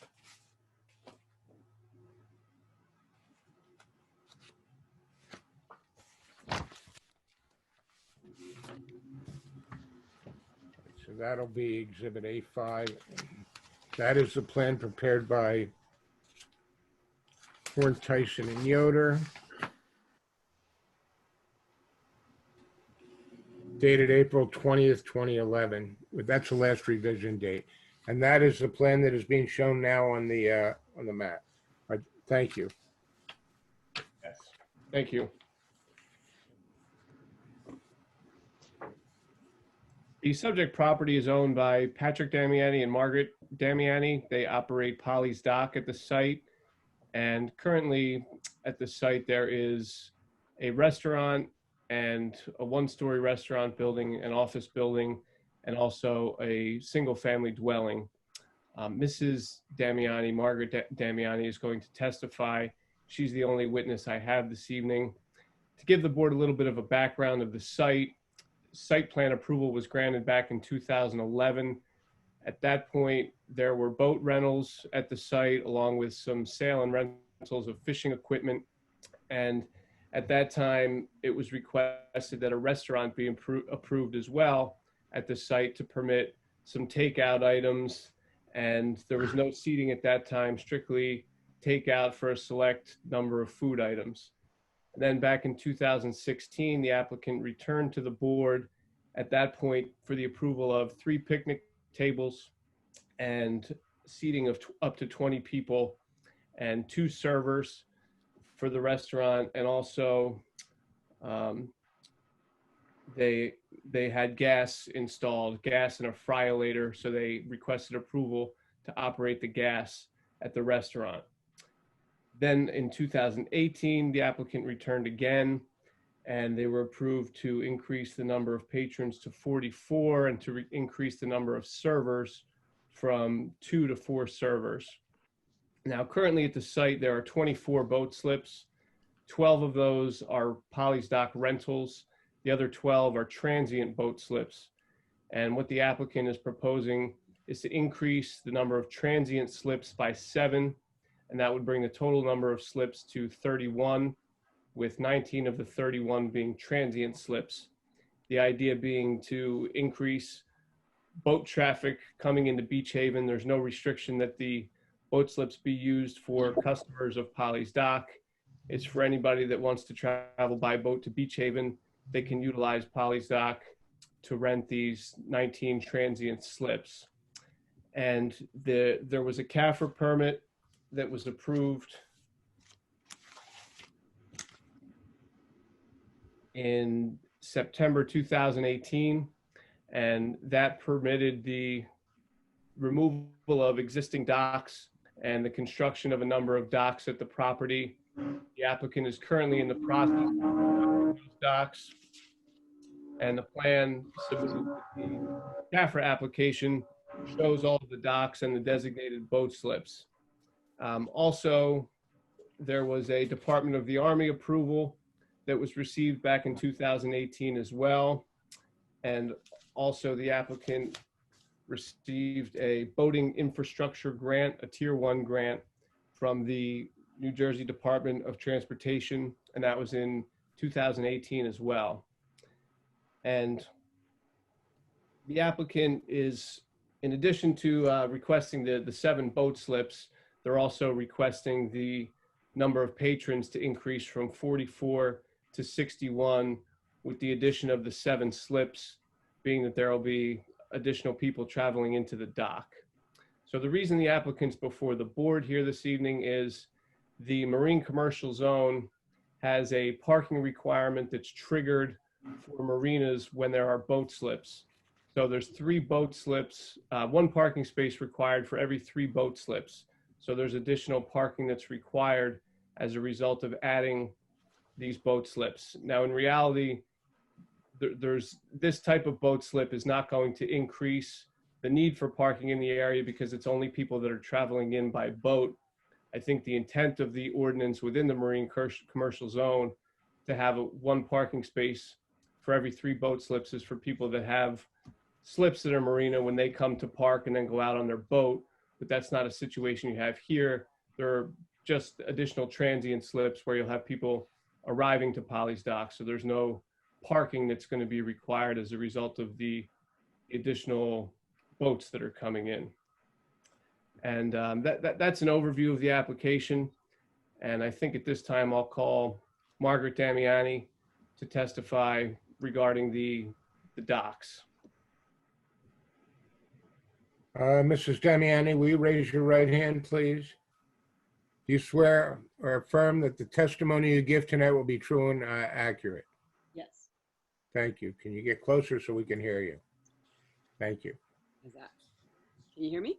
Now we can. Everybody here? Bonnie? Yes. Okay, thanks.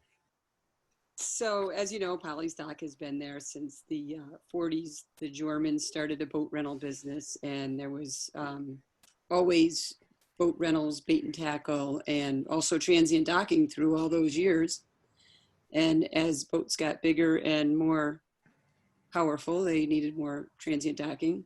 And when we acquired the marina from Herman Jorman in 2007, we continued with the boat business of the rental boats and added to that as the years went by, and the bait and tackle. And then we added the restaurant in 2014 and have grown with that. It's become a little niche at Polly's Dock, and we enjoy it quite a bit. And with us having all the transient docking, you know, there's not much of that in Beach Haven. So I feel that us adding the transient docking is good for all the businesses. As you know, my neighbors have restaurants there with about 1,400 seats, but really no parking at all. So this is a help because transient boaters can go to all the businesses, all the restaurants, wherever they feel to go, without having to be detrimental to the parking situation in the Marine Commercial District.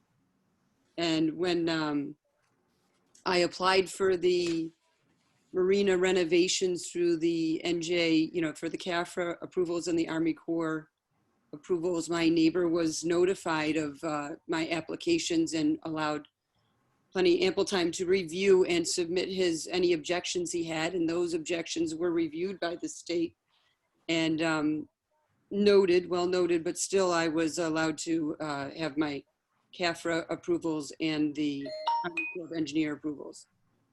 And with that being said, and at the same time, I was applying for the grant, which is part of the New Jersey boating infrastructure to improve access for boaters to the community. And all the way around, it's a win for Beach Haven because I'm helping with the parking situation, because I'm not increasing the usage that I will use of the marina. I'm maintaining only the boats I have, and I'm not going to increase my rental amount, but I'm only adding transient docking so that it can help the community and not be an impact on the parking that's already a problem in the Marine Commercial District. So that's why I'm here. I'm hoping I can help the community. What are the commercial activities that are conducted at the site currently? I have the boat rentals, bait and tackle, and the restaurant. And how many boat slips are there currently at the property? Currently 24. And 12 of those are rentals and 12 are transient slips? Yes, yes. And you're also requesting an increase in the number of patrons from 44 to 61, is that correct? Yes, yes. And there's no proposed changes to any of the structures on the property, buildings, the upland portion of the property? No, none whatsoever. Okay. And have you had any thought as to how you're going to, if at all, designate which slips are transient slips versus rental slips? You know, I have my guys that work for me, they park the boats as needed when they come in. So I'm not really going to label which one is transient, which one is not. I will try to keep all the rental boats more close to the in the shallower parts of the water. But, you know, sometimes boats go out and then a boat will come in and then the kids will have to switch it around as they come in and go out because they're coming and going all day long on a busy day. So we kind of, I try to keep my boats at a specific spot, but if I can't, I let somebody park there if I know the boat isn't going to be back for a while. Okay. And there is a Beach Haven ordinance in place that deals with houseboats. You plan on fully complying with that ordinance? Absolutely. Okay.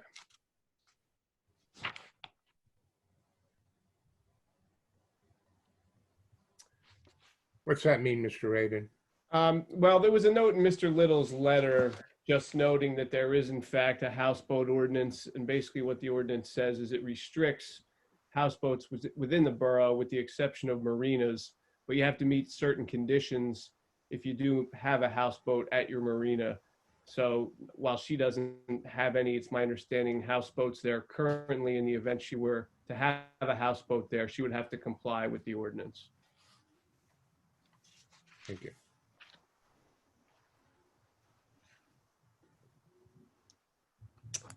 And your CAFR permit was approved in 2018, is that correct? Yes, it was. Okay. And you also received a permit from the Department of the Army? Yes, I did. And construction is currently started on the docks? Yes, it is. And when do you anticipate the completion of construction? I'm hoping for December of 2020. That's what my grant is requiring, so that's my plan. Okay. I believe those are all the questions I have for Mrs. Damiani. If there's any questions that the board may have. Okay. Thank you very much. Colleen, you want to unmute the board and see if they have any questions? Yes. Anybody raise their hand? No. Okay, well, unmute them so we can ask them if they.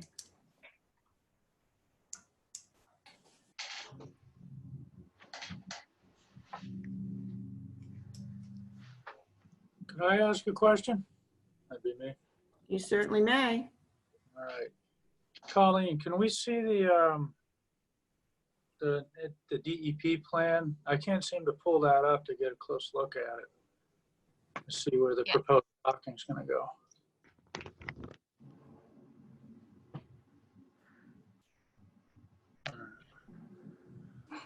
Is that good, Dan?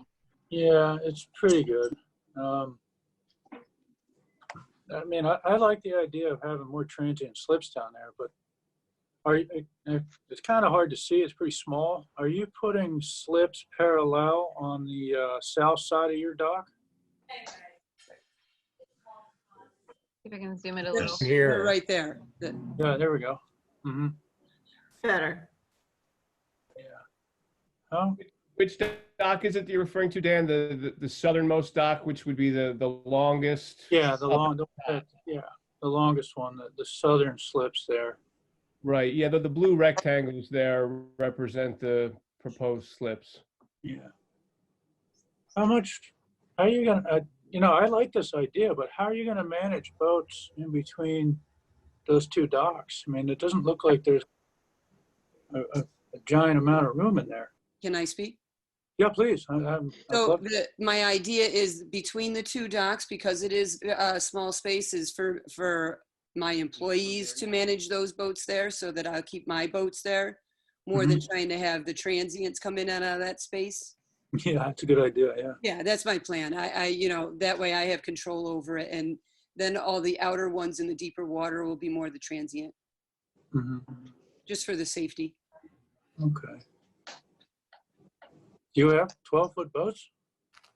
I do. Some of the Garveys are and the skiffs. Okay. Outside of that, I mean, I think all the transients, I agree with you. More transient parking we can do down there. It's better for the whole area. I was just kind of worried how you're going to manage that area. That's all I have.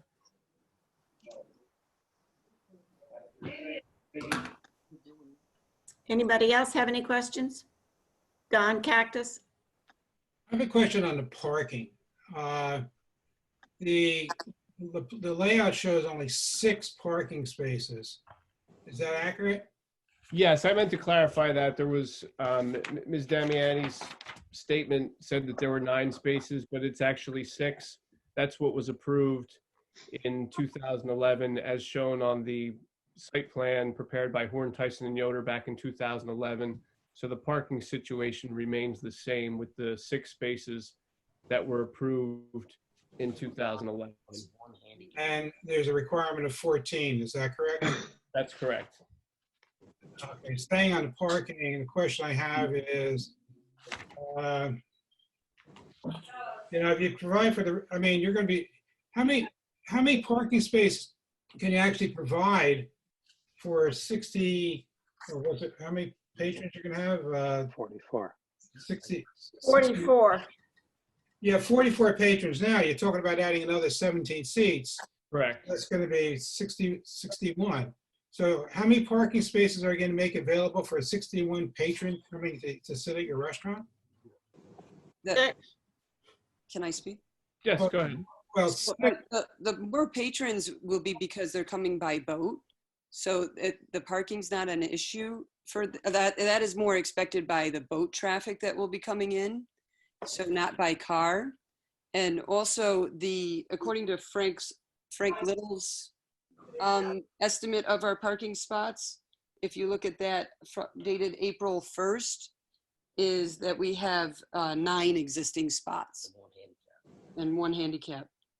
But according to, I just heard from your attorney that there's only 6 parking spaces. No, if Mr. Little looks at his. Well, let me make a comment if I may. Yeah.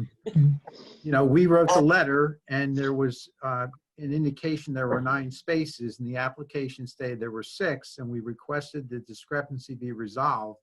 And Mr. Rabin mentioned based on the original approval, 6 spaces were existed. So the question is, are there really 9 there or are there 6? Well, so we need that clarified. Well, what was approved? My understanding is 6 were approved in 2011. Then there's 6 spaces. And I don't have a plan that shows me 9. And that's why I asked the question. Okay. So there's 6 spaces, you need spaces. So there's very few spaces for the people that sit in the restaurant. If you have cars for the residents and so for the residency and for some of the boats. I guess the question I have is I haven't seen a floor plan for the restaurant. The last time when we approved this, we approved it going from 20 seats to 44 patrons. And I thought back then that was really tight. And that was I think we were very gratuitous in terms of approving that to go from 20 to 44. I have a real hard time understanding how you're going to get 17 more seats and still deal with the parking associated with the 17 more seats. Well, I drew up a site plan for that. I guess that didn't get submitted. Don, if I remember, they were back then trying to serve people on the boats and we denied them that. And I still am against that. And I agree with you. I don't see the necessity of more seats. I mean, they've gone from a takeout to gas and 20 seats to 44 seats and 4 waiters. And I just thinking going up to 61 seats is, I agree with you. I can't imagine where you're going to put them. I applaud the fact that they have the transient boating. And I think that's great. That's awesome. It increases their participation in their restaurant. And but I have a real hard time dealing with adding an additional 17 seats in a restaurant that is already short of parking. I also would like to ask you why you are resistant to labeling something transient. I could label certain spots on it. It's just that when a different size boat comes in, it may fit better in a different spot. So. Well, my fear is if it's not labeled transient, then somebody else just comes in there and stays there. Well, I'm always there. So. You're always there. Well, when we're open, yeah. I mean, for the season when it's busy, we're always there. So I don't mean. What about the hours of a transient boat? How long can a transient boat stay there? They come in for about 4-hour stints. So nobody could come in with a transient boat, park there, and go stay in a hotel for a weekend. No, I don't do that. I don't do that. Well, I mean, I think you don't do it, but down the road, life may change. And do we want to allow that? Is the purpose of this transient boat for people that are just out for the day, want to stop, have lunch, go into town, and they need a place to park their boat? Is this correct? That's the purpose, and that's the purpose of the grant. Purpose of this. Yeah. So I do think, first of all, if I was a boater and I was coming in, I'd like to know that it's transient. So I can park there. I might think, well, maybe that belongs to somebody else. I don't know. No, How do they I'm know also, it's transient? it also is going to be listed in the Blue Wave magazine for the New Jersey waterways Yeah. as a transient boat dock. And also I'll advertise that on the website, which I think I already do. And also I'll have signage up that there's transient docking. But when it gets busy and people are coming in and they out in the bay and they go, oh, let's pull in there and have lunch. And they pull in there and they go, I don't know which one of these is transient and not. And your guys are busy. I just think they need to be labeled that they're transient. I don't see what the issue is against being a transient. I could label them. I would feel better if they're labeled. Okay. You actually are going to have 19 transient boat slips and 12 rentals, Mm-hmm. right? Yes. Okay. All right, anybody else And have any questions? Yes, I do. Tom Metal. Tom Metal. So are you planning on charging hourly rates for the parking fee, the dockage fee, correct? I do, yes. Unless they're going to eat at our restaurant. If they're only coming to sit at our restaurant and leave, then I don't charge them. But if they're going to go and spend the 4 hours in town or thereabouts, then I charge them per foot. Okay. And back to the parking idea, Don brings up a very good point. I think the idea of the transient boat slips was a fantastic idea.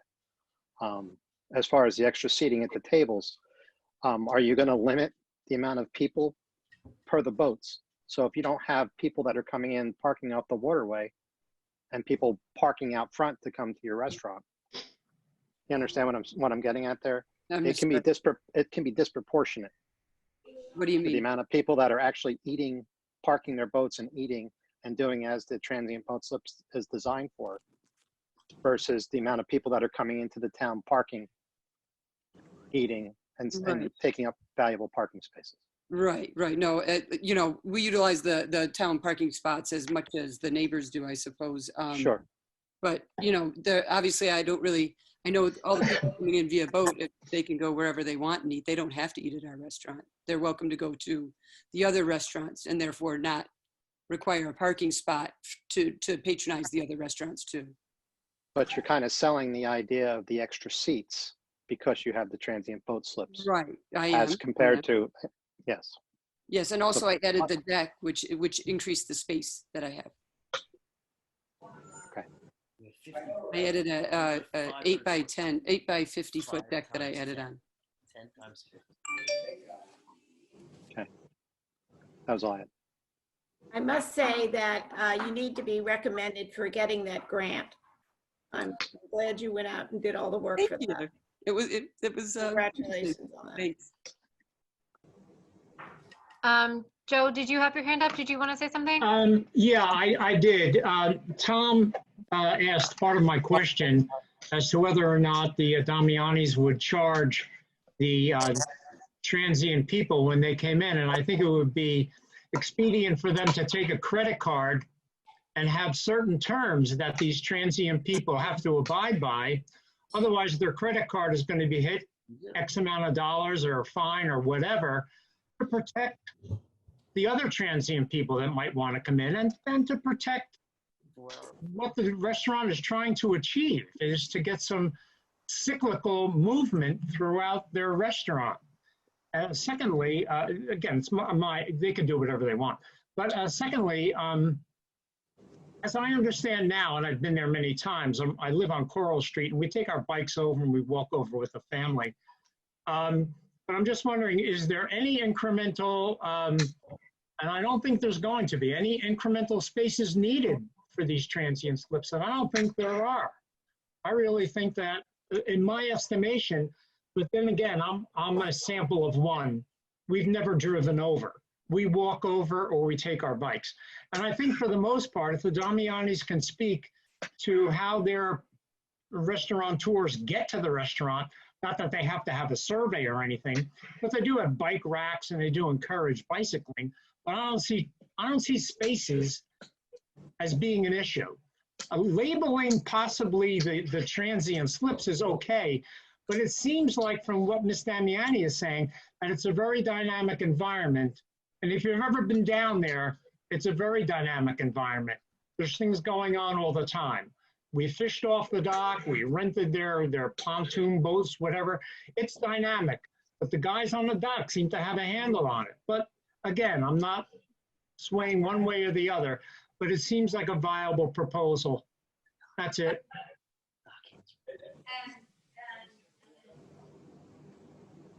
All right, Ken. Hello? Ken? Yeah, sorry, I can't seem to get my hand raised thing to work, so I had to. It's okay. I've been to Polly's very many times when they've been quite busy, and it was always handled very, very well. I went down there and taking a look at that extended dock, there's never been an issue with parking. I agree with Joe in that most of the people ride their bikes there. That whole area doesn't have enough parking, right by Parker's Garage, Bird and Betty's, because it fills up very, very quickly on a Friday, Saturday night. I thought they've done an excellent job of managing the people. And again, they have a lot of activities. It's part of the ambiance there, watching everything go. I know that we've taken my granddaughters there very many times, and they like watching all the activity. I don't foresee the 17 additional.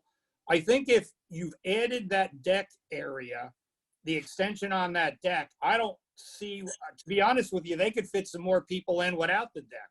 There's more than enough space. They have a little single, right by the office house, they have a rack, I don't know, I call it a rack, and they put a good 10, 12 people. You could probably fit even more on there.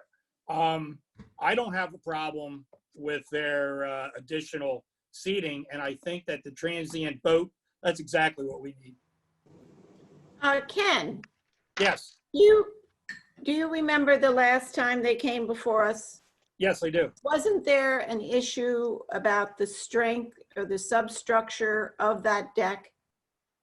I think that was brought up. I don't think that we've adequately shown any real concern for that. And I think now, and Mrs. Damiani would have to speak to it, but I think there's all new pilings in there also. There's a whole new bulkhead. Right. Okay, so that was all repaired? Yes. That was part of our concern, so that should go away. I mean, I looked at it. It's pretty impressive. Mm-hmm. I think the problem is with these extra seatings is we have no architectural plans as to where they're going. I still have a problem with where they're going to go. I have I'm sorry. That's just my personal feeling. I have no problems with the transient boat slips. I just have a problem with giving them extra seating, and I don't know where they're going to put these people.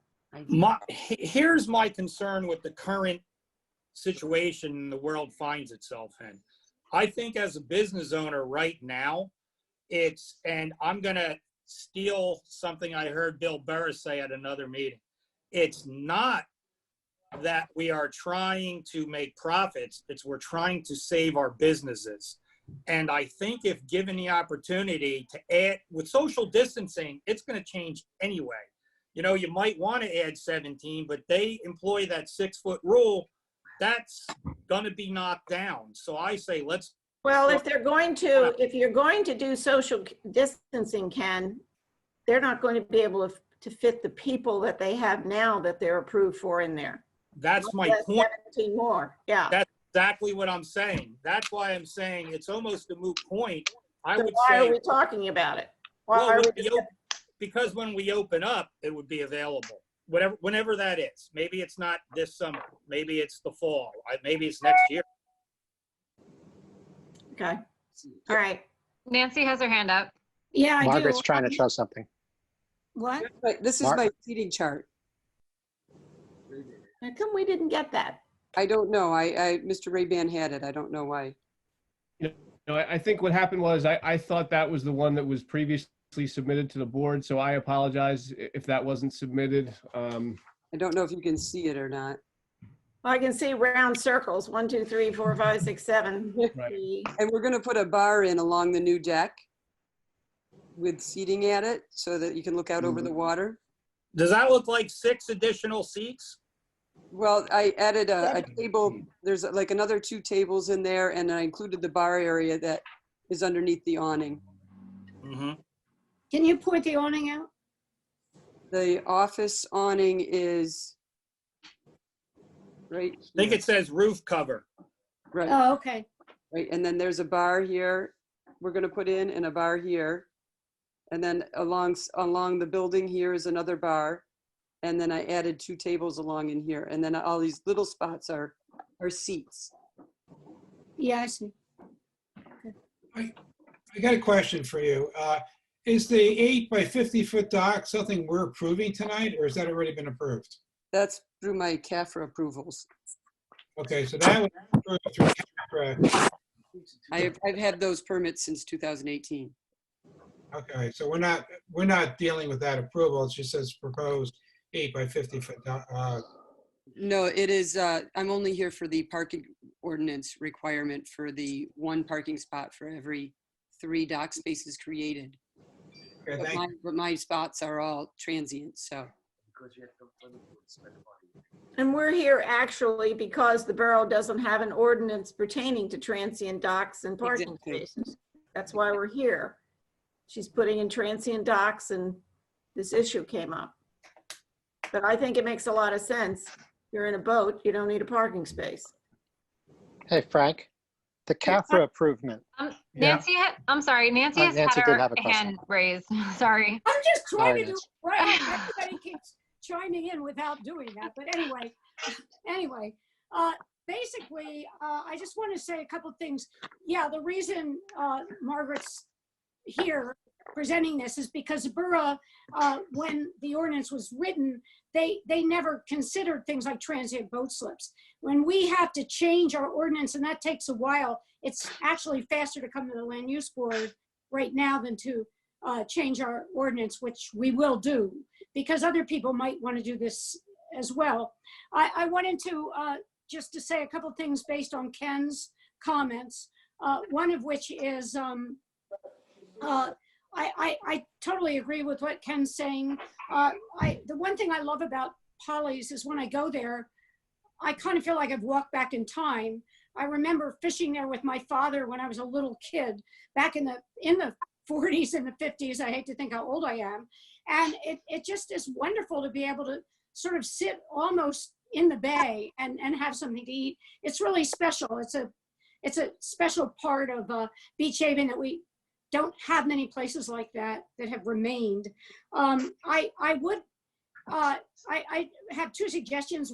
One is if we, I'm saying too much, but I think by approving the extra seating, obviously it probably isn't going to work out for this summer, but it would be nice if they could have that for next summer, because I think we're all going to lose, everybody's going to lose some money this summer. And if we feel like we need more information, I'd like to be able to approve the not the need for parking for transient boat slip part of the application and table the rest till we get more information regarding the seating.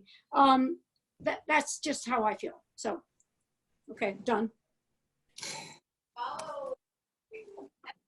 Should I just speak out, or should I raise my hand? Yeah, there's no one else if you want to Okay. go. Frank, I had a question for Frank. Because somebody gets a CAFRA approval, does that forego anything that the town has say over? No, that's why they're here, because we have a requirement. We have a requirement for parking for the number of boat slips. So And that's Mrs. why- Damiani stated that she had gotten her approval, her CAFRA approval in 2018, that she was not here for that aspect of the dock area. Well, if the dock area is not generating parking spaces, that's a different situation. But I mean, as far as the boat slips go, additional boat slips, whether they're transient or not, require parking. And we don't have an ordinance yet that recognizes transient slips. The mayor indicated we eventually might, But right now, we don't, so she needs a variance. Now, keep in mind too, that we don't have an ordinance that requires parking based on the number of seats. Our ordinance is based on square footage of a building. And technically, the building, the restaurant's only 600, less than 600 square feet. It only requires one parking space, regardless of the number of seats that are out there. So, And as long as she doesn't turn it into a marina, she doesn't need to worry about the one space for every 3 boat slips. well, no, she needs a variance right now because we don't have an ordinance that recognizes transient slips. It is a marina. Yeah. It is a marina. If she didn't have this situation with the extra slips and we had an ordinance that recognized transient, she might not be here. She might just be able to do what she wanted to do to start with no additional parking. The slips generate the parking, which generate the requirement to come before the board. Correct. So we're not taking jurisdiction over the actual dock, but we're taking jurisdiction over the slips and the effect that they'll have upon the upland portion of the property. Is that correct? That's correct. Okay. Are you finished, Tom? Yes. Okay, Scott has his hand up. Yeah, I just like to say that small tucked away niche establishments like this, for those of us that patronize them, I think it promotes the use of using your feet or using your bicycle to patronize them. And frankly, I'd like to see more of this.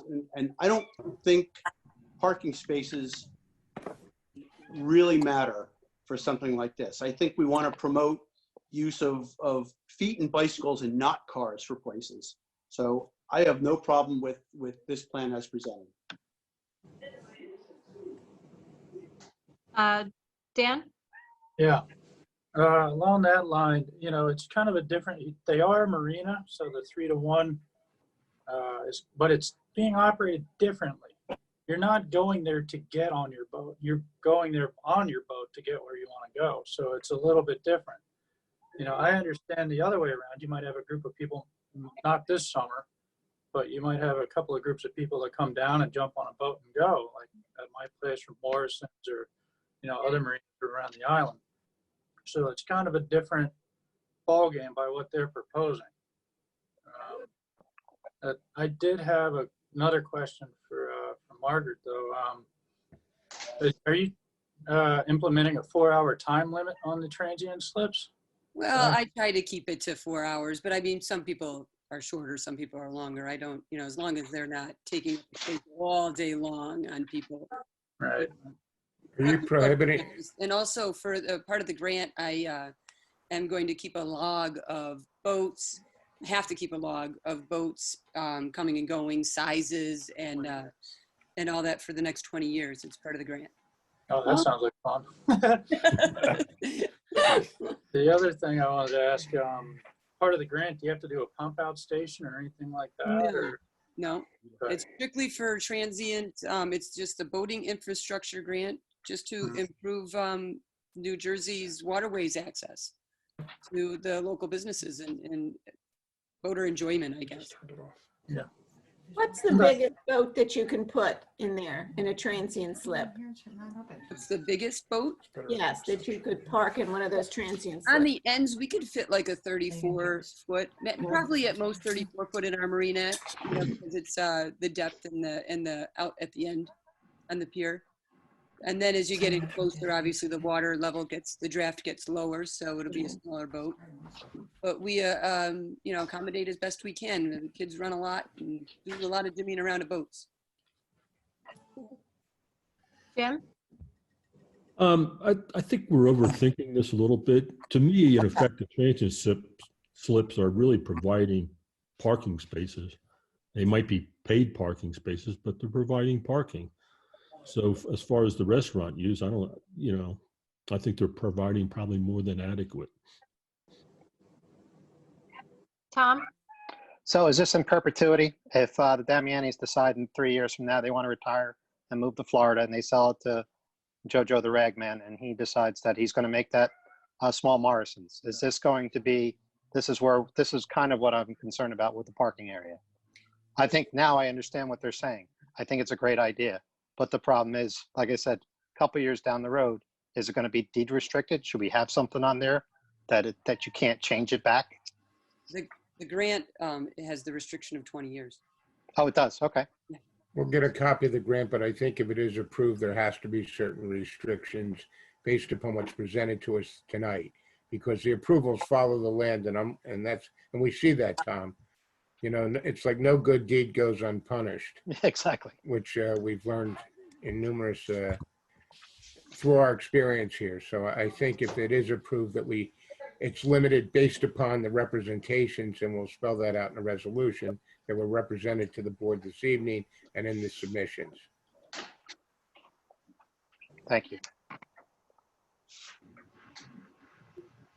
Anybody else have any comments before I open it to the public? No? Open it. Okay, can I have a motion to open it to the public? So moved. Second. Penny, were you first? I'm sorry. No, I think it was Nancy. Nancy? Yeah.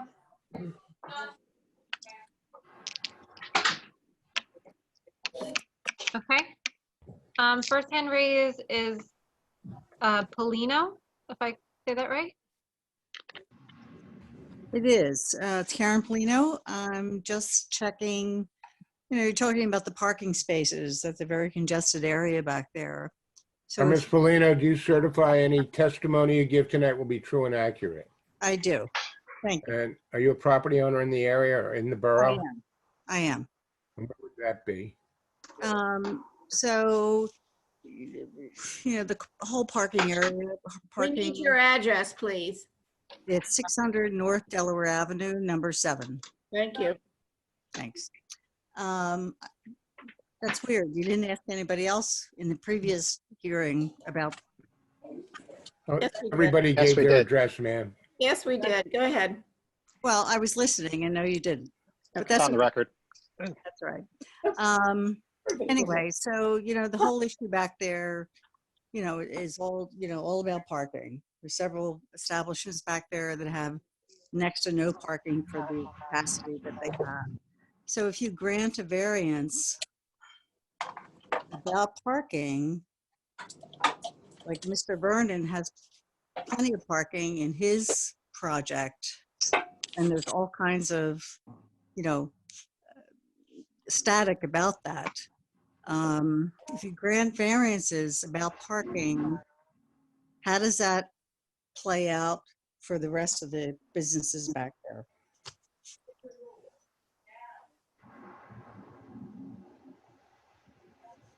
Hello? Am I supposed to answer? I don't know. Somebody's supposed to answer. Well, my parking situation is kind of like a backwards thing because I'm actually giving parking to all the businesses in the area without requiring a car. So I'm bringing them in. So for me to require a car spot for transient boat docking it just doesn't make sense because they're not bringing a car on their boat. They're coming by boat to patronize the businesses in the Marine Commercial District or in town, but not bringing a car. And therefore, I'm actually alleviating that parking congestion problem. I think Frank Little also addressed it by saying that if you go by square footage, he only needs 1 parking spot and they have 6. So they actually have more parking. Well, that's just for the restaurant part, but then you have the boat slips, Ken. Right. So, Correct. but a store, maybe, I'm not the attorney, but every one of these applications stands on its own. And this one is particular to this site. So, Well, every application is particular. trying to compare it to Morrison's is way beyond apples and oranges, I guess. Well, except we're still talking about parking, and I think you're adding 17 seats. I'm going to guess that, you may attract more customers that may not be on their bikes and may not be walking. Right. Point taken. Thank you. All right, William Burris, I'm gonna mute you. Go ahead. Are we asking questions of the witness before we get the public comment? Or I mean, normally we do that in both ways, Mr. Burris. Yeah, when you get your forward, you can ask questions and you can give your comment. I mean, if you had an attorney here, they could cross-examine the witnesses if that's the concern. But if you have questions of the witness, go ahead and then you can make your comments. We're in the public portion now. Just so we're clear, Mr. Burris, do you certify any testimony you give will be true and correct? Yes, I do. Can we state your name and address, please? William Burris, 100 North West Avenue, Beach Haven. I live adjacent to this parcel. Thank you, sir. We own a restaurant that's on the other side of this parcel, so we're on both sides. My questions, I have a couple questions. Is there dredging involved in this project? Elaine. I'm good, thank you. I'm good. No. We have some background noise. No. Mr. Damiani, can you answer that question, please? No, there's. Couldn't hear you, Margaret. Did you hear that? No, there is not. Okay, because I'm reading your agreement with the DOT, and it says this project consists of reconstruction of a marina facility by removing dock structures, constructing new docks, and performing dredging. And then it goes on to talk about what is entailed with respect to the dredging. Obviously, we're creating boat slips, but there's no water here. And that's a big problem. There's no water because we didn't have a bulkhead for a long time, and we filled it up to bay. So if we're not dredging, you answered my question. My next question is, you have a CAFRA permit that was issued on September 18th. That's correct, right? Yes. Does that permit require that all local approvals be received prior to the commencement of construction of this project? Yes. Have you constructed this project already? You started without having these local approvals, is that correct? I didn't need approvals for the construction of it. The only approval I needed was the ordinance on the parking. I think the job was started, but I'll save that for public comment. There's also a part of the agreement that you have, your DOT agreement. I'm sure you're aware of this. Isn't there a section in that agreement that requires you to provide proof to the borough that you've received all local approvals prior to beginning construction? I supplied them with all the CAFRA permits and the Army Corps of Engineer permits prior to starting of the, and I also supplied them with the grant prior to starting the project. I'm going to read from your agreement that you have with DOT, if you don't mind, and you can correct me if I'm wrong, but it says, receive proof from Polly's Dock that all necessary state, federal, and local permits and approvals have been attained prior to project construction. And that's in the first section, and I'm going to run forward. In the second section, it says Polly's Dock will provide proof that all necessary federal, state, and local permits or approvals have been obtained prior to project construction. And I guess my question is, have you started construction of the project that was the subject of the CAFRA and the agreement that you had with DOT? Yes, I started the project and all my approvals were obtained. I had my CAFRA approval, my Army Corps of Engineer approval, and the borough was aware, and I started the project, and the ordinance on the parking was not part of the project. The project itself is the construction of the dock, which I have all the approvals for. The only reason I'm here before the Land Use Board is for the ordinance on the parking, which is the 1 parking spot per 3 slips created. It's not a matter of the construction that I'm here for. I have all those permits. I'm only here for the parking. Okay, I don't have any other questions. How about my public comment? Should I do that now, Stu? Go ahead, Bill. Thanks. Okay, the fact is you did start construction. So I'd like to read a letter into the record that I sent to Jim today, but I want to preface this.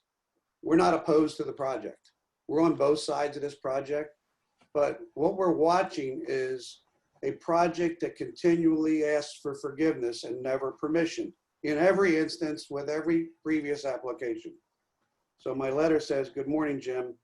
I tried your office on Thursday and your cell yesterday. We want to discuss the application referenced above for Monday.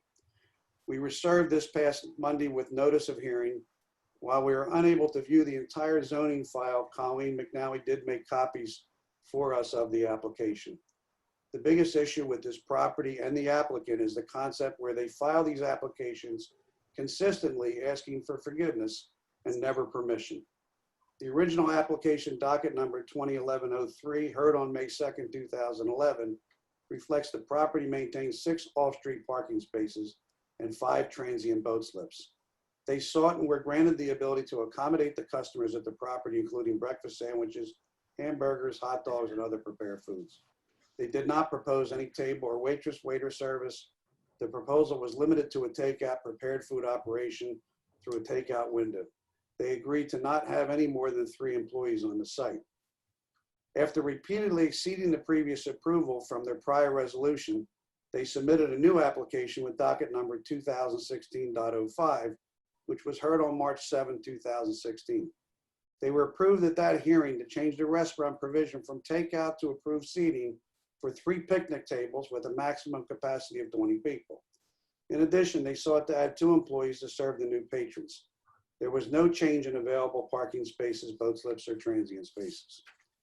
Again, after repeatedly exceeding the capacity previously approved, they filed yet another application, docket 201811, which was heard on April 4, 2016. That application sought to increase the number of patients to 44, increasing the wait staff to 2 people from 4 to 2. It is noted that an applicant originally requested an increase in 42 seats from its approval of 20, inclusive of seating on dock pontoon boats. However, that request was withdrawn. Despite withdrawing that request, the applicant regularly exceeded the capacity, hence the new application, what they've been doing. As part of the approval resolution, Polly's Dock was required under modification of the dock system, increasing the usage would be subject to board review and approval. They obviously installed the new docks, etc., without any local approval, now appearing before the land use board to beg forgiveness once more. The CAFR permit was issued for this project dated September 10, 2018. As part of that permit, page 3, item 3 reads, the permittee shall obtain all applicable federal, state, and local approvals prior to construction of regulated activities authorized under this permit. It also mentions there to remove the existing 4 feet by 255 foot shaped dock. They've been making repairs to that dock, which has not been removed. Permit was issued by the Department of Army, also requiring them to remove the 4 by 255.5 L-shaped dock. Additionally, they entered into an agreement with the NJDOT. This agreement also requires the removal of the existing dock as well as dredging the basin. Part 1, Section 1C requires the NJDOT to receive proof from Polly's that all necessary state, federal, and local permits and approvals have been obtained prior to project construction. Part 1, Section 2 requires Polly's to provide proof that all necessary federal, state, and local permits or approvals have been obtained prior to project construction. Part 3, Section 5 requires Polly's will provide and maintain competent and adequate engineering supervision at the construction site to ensure that the complete work conforms to the approved plans and specifications and will furnish progress reports. We are homeowners bordering Polly's Dock to the south and restaurant owners bordering Polly's Dock to the north. There was a dispute with a portion of the land at Polly's Dock that was identified by Mr. Baldino on the sale of the Boathouse restaurant to us. Mr. Baldino retained the services of Richard Smith, a licensed surveyor, who opined the disputed parcel belonged to our restaurant site. The owners of Polly's disagreed. Dock Street Restaurant Property LLC, which is our property company for Parkers, along with 100 Northwest Associates, later filed an action in Ocean County Superior Court with 2 counts. 1 count was for an order directing Polly's to replace its bulkhead as it was causing a dangerous erosion of the, oh, I got a mistake here, and fill into the bay. It was a dangerous erosion of the upland and fill into the bay. The parties settled that count with Polly's agreeing to install a new bulkhead. The 2nd count was to determine the ownership of the parcel in dispute. After litigating the matter, Judge Troncone ruled in Polly's favor, and therefore they owned the disputed piece. We did not appeal. I'm making this disclosure for the information of the board. The narrative submitted by Polly's with this new application suggests there are 9 parking spaces. All the other resolutions provide that 6 parking spaces were existing. There is no plan submitted with this application to show how the parking is expanded. The plan shown for approval, CAF for the Department of Army, does not show the full extent of the existing floating dock to the south of Polly's dock, as sections were damaged and ultimately replaced. That's the floating dock that's at my Black Whale property. There was some damage on that dock because of a storm, and we've since replaced it. And that deals, Dan, with that section that you talked about, how they maintain the docks in that small area. But they actually do a really good job of that. They work those boats in and they get them all to fit, and they manage that process very well. Despite all the above, we want to ensure that the approval granted for this forgiveness be conditioned on a prohibition for Polly's dock to moor boats either temporarily or permanently on the northern side of the newly constructed pier installed on the border of their riparian right. An agreement will be required between counsel for Polly's dock and those neighbors on each side of Polly's as a condition of approval. And basically what I'm saying is they build a new dock out there, they put it on their property to the north's border, and I know standing here, they're going to dock boats on that dock, those new docks that's in our riparian. And if there's an approval given here, I think there has to be a restriction that they can't put boats and more boats on the north side of that dock. If they agree to that, we don't have a problem. I just want to make sure it's part of the resolution. Other than that, I happen to think that people enjoy themselves there. I do agree it's a special place, but this is a pretty big leap with respect to an expansion for this premises. And I think we just need to hold them in check because they've already shown the experience that they're not willing to be held in check. They've exceeded this occupancy many, many nights last year. They had 70, 80 people here most nights on Saturday nights. And I think that we want to protect ourselves because we know they're going to stick boats on those docks because they can. Thank you. Thank you. Just so we know, Colleen, could you post that plan so we know what Mr. Burris is speaking about? And as far as the dock layout, I gather that's their CAFRA plan? Yes. Or is that the dock plan from Mr. Brzezowski? It would be the plan from this plan, Okay. East Coast Engineering. We're talking about two new docks down at the northern side. There's one that's hashed in blue and one that's hashed in green. They're right off the property line by 4 feet and 3 feet. That's on the lower side of the map, Colleen. In the lower side next to the red dock. Okay, I have to zoom out then. Is this okay? It's going to be that's smaller. No, you don't need to zoom out. No, you can zoom in. You can zoom in. It's the lower docks that are toward the bottom of the exhibit. Okay. Oh, you're too far down. Come back to the plan. There? All right, right there. Stop right there. Okay. Mr. Burris is concerned that there were boats parked to the north side of those piers that are along the northerly property line, which is at the bottom of the property line on the map. And the plan does not show that boat slips are proposed there. So that should be a condition if this is approved, that no boats be moored on that side of the dock. Absolutely not. Are you looking at that, Mrs. Damiani? Is that Absolutely not. your understanding that the slips that you're showing are the slips that we're approving? They're not part of the site plan, but I think any restriction put on where I put boats on my piers should be up to the Army Corps and the state. It's more No, about. but we're looking at, Well, we're looking at a plan that's submitted that's showing the slippage, and right, the but it slippage. shows it. I don't think there's any reason to write any restriction in on this ordinance about parking. Well, let me say this. If you show me boat slips on the north side of that pier, then you need additional parking, which is an increase in the variance requirement. Right. So either this is the plan or there's a different plan that you want to No, present that's the that we don't plan. have. That's the plan. So the plan as shown, if somebody parks a boat on the north side of that dock, is a violation if this is approved and subject to enforcement, basically. Okay. Explain to them that this is a New Jersey State Department of Engineers design. They designed it for boats to go in and out of there without a problem. We did not design it. The state of New Jersey designed that. The engineer designed the dock. Would you stop? Who's talking? I don't even know who's talking. Mr. Damiani is talking in the background. Okay. Sorry. But bottom line here is we have a resident that has concerns, and the plan we're approving does not show boats moored on the north side of the dock. If the board approves it, that's the plan we're approving. I mean, if you want to have boats on the other side, then have the plan amended and bring it before the board. Okay. That's the question. Right. With all the respect, they have no jurisdiction. All right. So we're approving no boats as on the plan on the north side of those docks. Correct. If they park boats there, they can be reported. And it's a violation of this It's a site. violation. All right. Correct. We're approving the plan that was submitted. That's Right. what we're approving. As submitted. Yes. I have a public comment from Melanie Magaziner.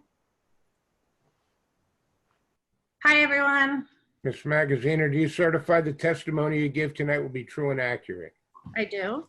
Will you state your name and address, please? Melanie Magaziner, would you like my business address or my home address? Why don't you give us your home address? It's 1321 East Mallard Drive, Manahawkin. Thank you. How are you tonight, everyone? I have a question for the applicant in addition to a comment. The pontoon boats that you own, do you have waitress service to those pontoon boats? No. Never? No. Do you allow takeout to those pontoon boats? People sometimes rent the pontoon boats and they take food out to them, yeah. Okay, so someone can drive up, they can sit on a pontoon boat and eat? Yeah. Okay, so those are there, that's not included in your occupancy, correct? No. Okay. I'd also like to make a comment about selective enforcement. We've spent a lot of time in front of you recently. I don't feel like we can say someone is more apt to ride their bike to Polly's versus one of our establishments, and that allows them more parking. I just don't think we can say one person can get more parking because I'm going to ride my bike there. We all have to adhere to the parking ordinances. I'd also like to say that I know we have more parking, but I think we should have a record at some point that we were grandfathered in. You have no parking markers throughout. Over and over I'm again. adding parking by transient boating, so that's how I'm adding parking. Well, someone guys did offered none. comment that we should allow you to have more parking because they're more apt to ride their bike there. The Black Whale had a restaurant and a whole Yes. parking lot that they built a condo on. So I'm not really 100% sure where you're What parking. condo are you talking about?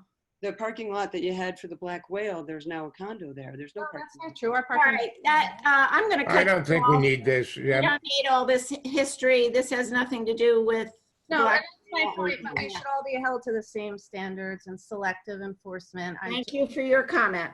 But again, why should the service on the pontoon boats not be included as part of their parking ordinance? It's takeout. If people want to take stuff out in a takeout bag and they want to rent a pontoon boat, I'm allowed to give them takeout food to put on a pontoon boat. So you will not have waitress service out there ever? Waitress service, they just take out. So the waitress never goes to those pontoon boats? No. Never, okay. All right, thank you. Thank you. Is there anybody else? Carl Anderson. I am, Do you certify the testimony you give Mr. Anderson will be true and accurate? I do. You want to state your name and address, please? Carl Anderson. I represent Crest Fishery Trust, and we are 509 Center Street in Beach Haven. I've been listening to all this and every argument that comes before this land use board for quite some time. Every application that you hear is based on parking. And at some point, the parking ordinance that was reconstructed after Sandy needs to be looked at in earnest and fixed, because Beach Haven. Mr. Anderson, I'm going to interrupt you because if you have an issue with the parking ordinance, you need to go to council, voice your opinions, and get them to change it. It is not a land use board job to change the ordinance. Go to council, get them to change it. Here's my problem with this place. Transient slips does not equal a parking space. And here you are, we're giving parking spaces out like they're water. you know, you're all saying you love niche businesses. I love small business. I love it. But now when Morrison's gets talked about, oh, he's got plenty. Come on, there's no parking in town. This place is asking for parking of transient slips that don't exist. You know, you can't equal a boat slip to a parking space. I'm just so confused. You folks don't look at this stuff normally. I'm sorry, but it's fairness needs to be distributed equally to all businesses, and it's not being done. Thank you. Thank you. Anyone else?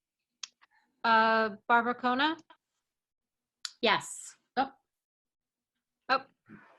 Am Do I? we have her? No, go ahead. Can you hear Ms. me? Kona, do you certify the testimony you give tonight will be true and accurate? I do. State your name and address, please. 100 Northwest Avenue, Beach Haven. And your last name is Kona, C-O-N-A? Correct. Thank you, ma'am. Sure. I just wanted to ask if it's permitted to take parking spots that a business has and charge people to park in those spaces.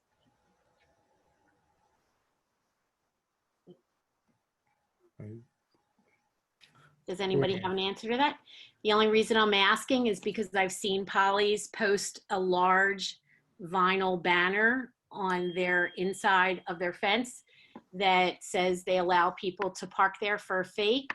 And it's a small parking lot. And I actually agree that most people, probably the majority of your customers, ride bikes or walk there.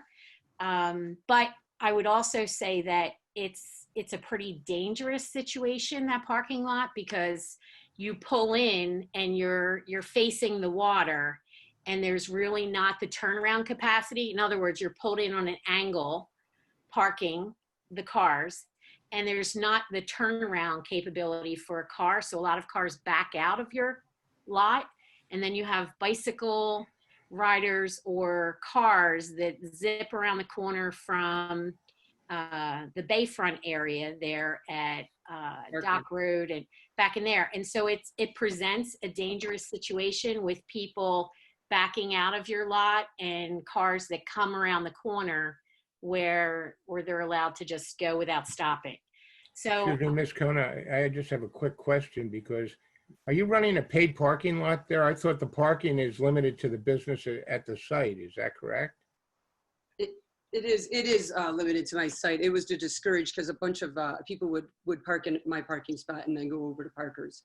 So I just wanted to discourage that so that they understood it was for Polly's, that parking spot, because that's what they were doing. They were parking in our parking lot and going over to Parker's. but you have had a sign up that Oh, it did, yes. It was park. definitely to deter people from parking there. I'd never collected money from anybody. It's only to deter people from parking for Parker's Garage there, because it is, the parking on our site is for Polly's Dock. It's not for Parker's Garage. Although your building is on my property, but that's another story too. Not me, not Well, our. Parker's Garage Yeah, is on our okay. property. Yeah. So I'm concerned about the fact that there's not much parking there. And there are a lot of people, I mean, God bless you guys. You do a great business, and I think it's a really cute little place that is very special. A lot of people have special memories of it, but I too am concerned about, selective enforcement. I've talked about this for a long time in the town. I just would like to see everyone treated the same as far as the rules applying to each and every person the same way. So that's my only question. It's about the paid parking. So thank you for answering that. Yeah.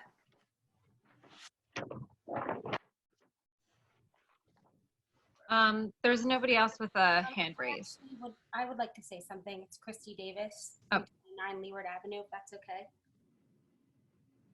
Ms. Davis, do you certify the testimony you give tonight will be true and accurate? Yes, I do. And your address is what, please? 329 Leeward Avenue. Thank you.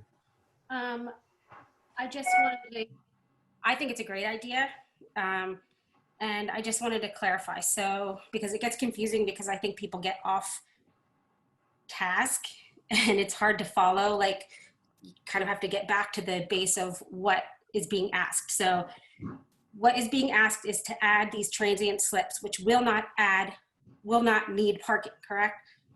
So what's being asked is, I'm here for the ordinance which requires parking spots for dock slips. but you're not creating a parking issue because you will not need parking for these transient slips. Yes, exactly. And that's the only reason I'm here. That's what brought me to before the land use board. And you're asking for an additional, how many seats? 7. I'm asking from 44 to 61. And most of them, are they tables or are they bar seats? Mostly bar seats. Yeah. Because I had it on a deck, so it's I'm putting a bar all along it, and I added 2 tables too. I mean, I think with plenty of, I mean, you have some parking. You're adding boat slips, which allow people to come to the town, and you're trying to create a more profitable business for yourself by adding more seating, which completely makes sense. And I think every business, every restaurant pretty much that I can recall has asked for more seating and gotten larger decks and additions without a lot of additional parking. I think that it's a wonderful thing and that I'm for it, that's all. Thank you.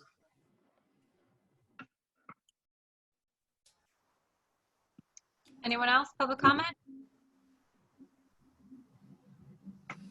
Okay. Connie, What'd you say, Stu? are you going to move to close or ask for? Yes, I'm public portion? unmuting everybody.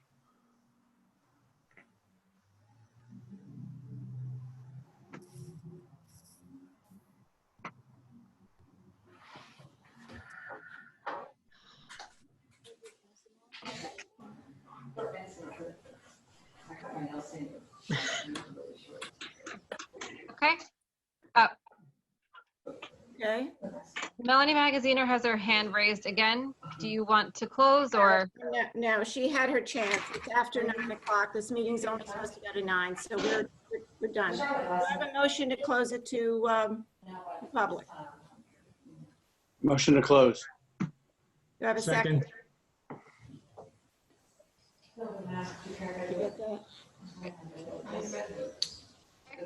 Ready, Colleen? Am I ready? Yeah, did you get that, the first? I did. It was Dan and Scott, right? Scott and Dan. Yeah. Close enough. And who? Yes. I will though. Okay, second. Sorry. Okay, so Scott is first, Dan is second? Yes. Sure. Okay.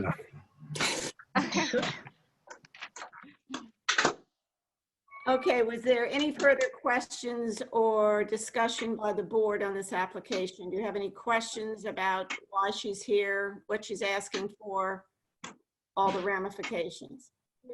And if I could just address some of the public comments in summation, you know, I just want to clarify that, again, these are transient slips that we're asking for. The ordinance from which we're seeking relief was not intended to apply to transient slips. There'd be no reason to require additional parking for a transient slip. The reason we're here is solely because of that ordinance, and we're actually improving the parking situation in town by bringing these transient slips in place, because in essence, they take the place of parking spots that could be used on the street. So they're actually adding parking with the application. The only thing I'm not sure is how the board wants to handle the additional patrons, being that the floor plan wasn't submitted, which that was an oversight on my part. I didn't realize that the drawing that was provided to me by the Damianis was for the new seating. I thought it was from the prior application. If the board wants to bifurcate the application and I submit that to the board for review, or if the board's comfortable on voting on that this evening, I'll leave that to the board. I have my hand raised. Am I allowed to talk? Yes. It might be easier if we did 2 motions, one for the deal with the transient boat slips and one for the additional seating. And the other thing, I just had a question. Mr. Metal mentioned, what if the Damianis decide to sell this place in 3 or 4 years? I would imagine whoever buys it would have to follow the agreement that was in the grant, in the agreement they have with the DOT, that these, if they were buy it, they'd have to keep track of the same number of transient slips. They'd have to keep those for 20 years, as well as keep a record of how many boats, as Margaret had said. I just want to verify that if that's true in that situation. Well, it would, but I would ask that we get a copy of that agreement or of the grant. I don't think that was submitted to the board. And there's certain representations made as to what conditions you have to follow. And I think having the grant keyed into any resolution would be important. Absolutely. And if they were to sell this place, I would think that whoever bought it would have to abide by that rule. Yes. Well, we'd have to look at that and make sure. I mean, that, yeah, we would put it in our resolution that any approval follows the land. It's not going to them personally. It goes to the property. That's Yeah, where you that- try that's- to be careful and cover the conditions that are imposed. Because sometimes they get lost. As far as doing 2 different votes, I mean, does anybody think that's good or a bad idea? I'm just I throwing that- agree. I think that's a good idea. Well, in that case, I'd like to make a motion to approve the transient boat slips. I second it.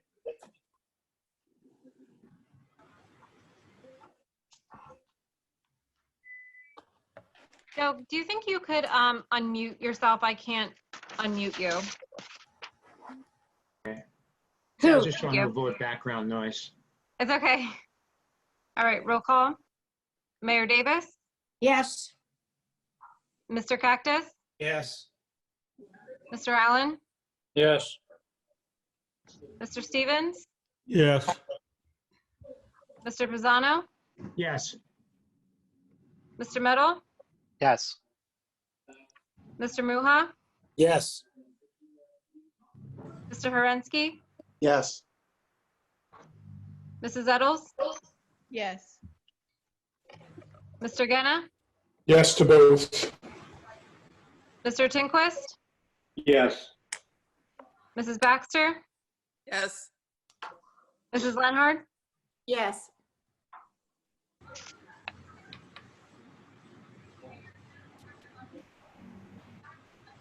And then anybody want to make a motion for the seating? Is that what you? We're going to bifurcate it. I'll make a motion that we increase the seating by 17. I also think we should have a plan, though. I mean, ultimately, we should have some documentation as to where the seating is going to be, right?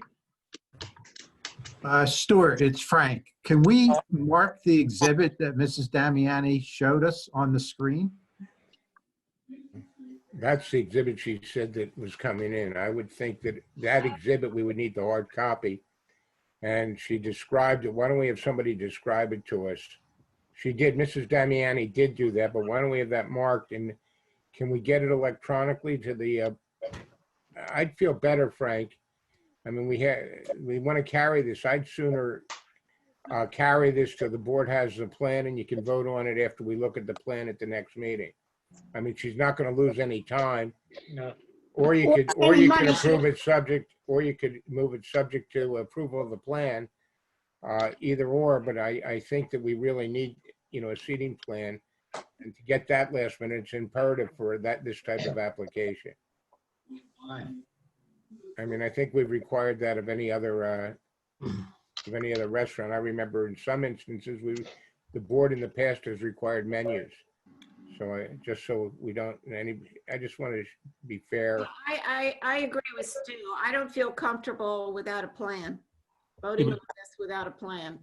Don't we have to memorialize this next month and we can make that a condition of it being satisfactorily submitted?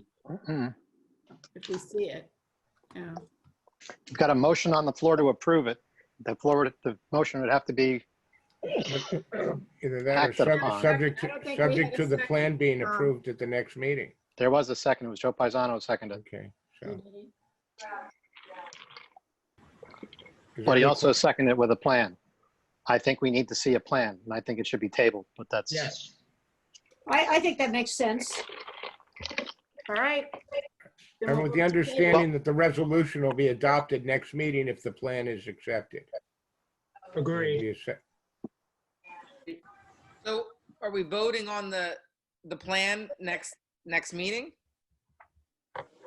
I would recommend that the board move to carry it just to get the plan and to vote on it at the next meeting.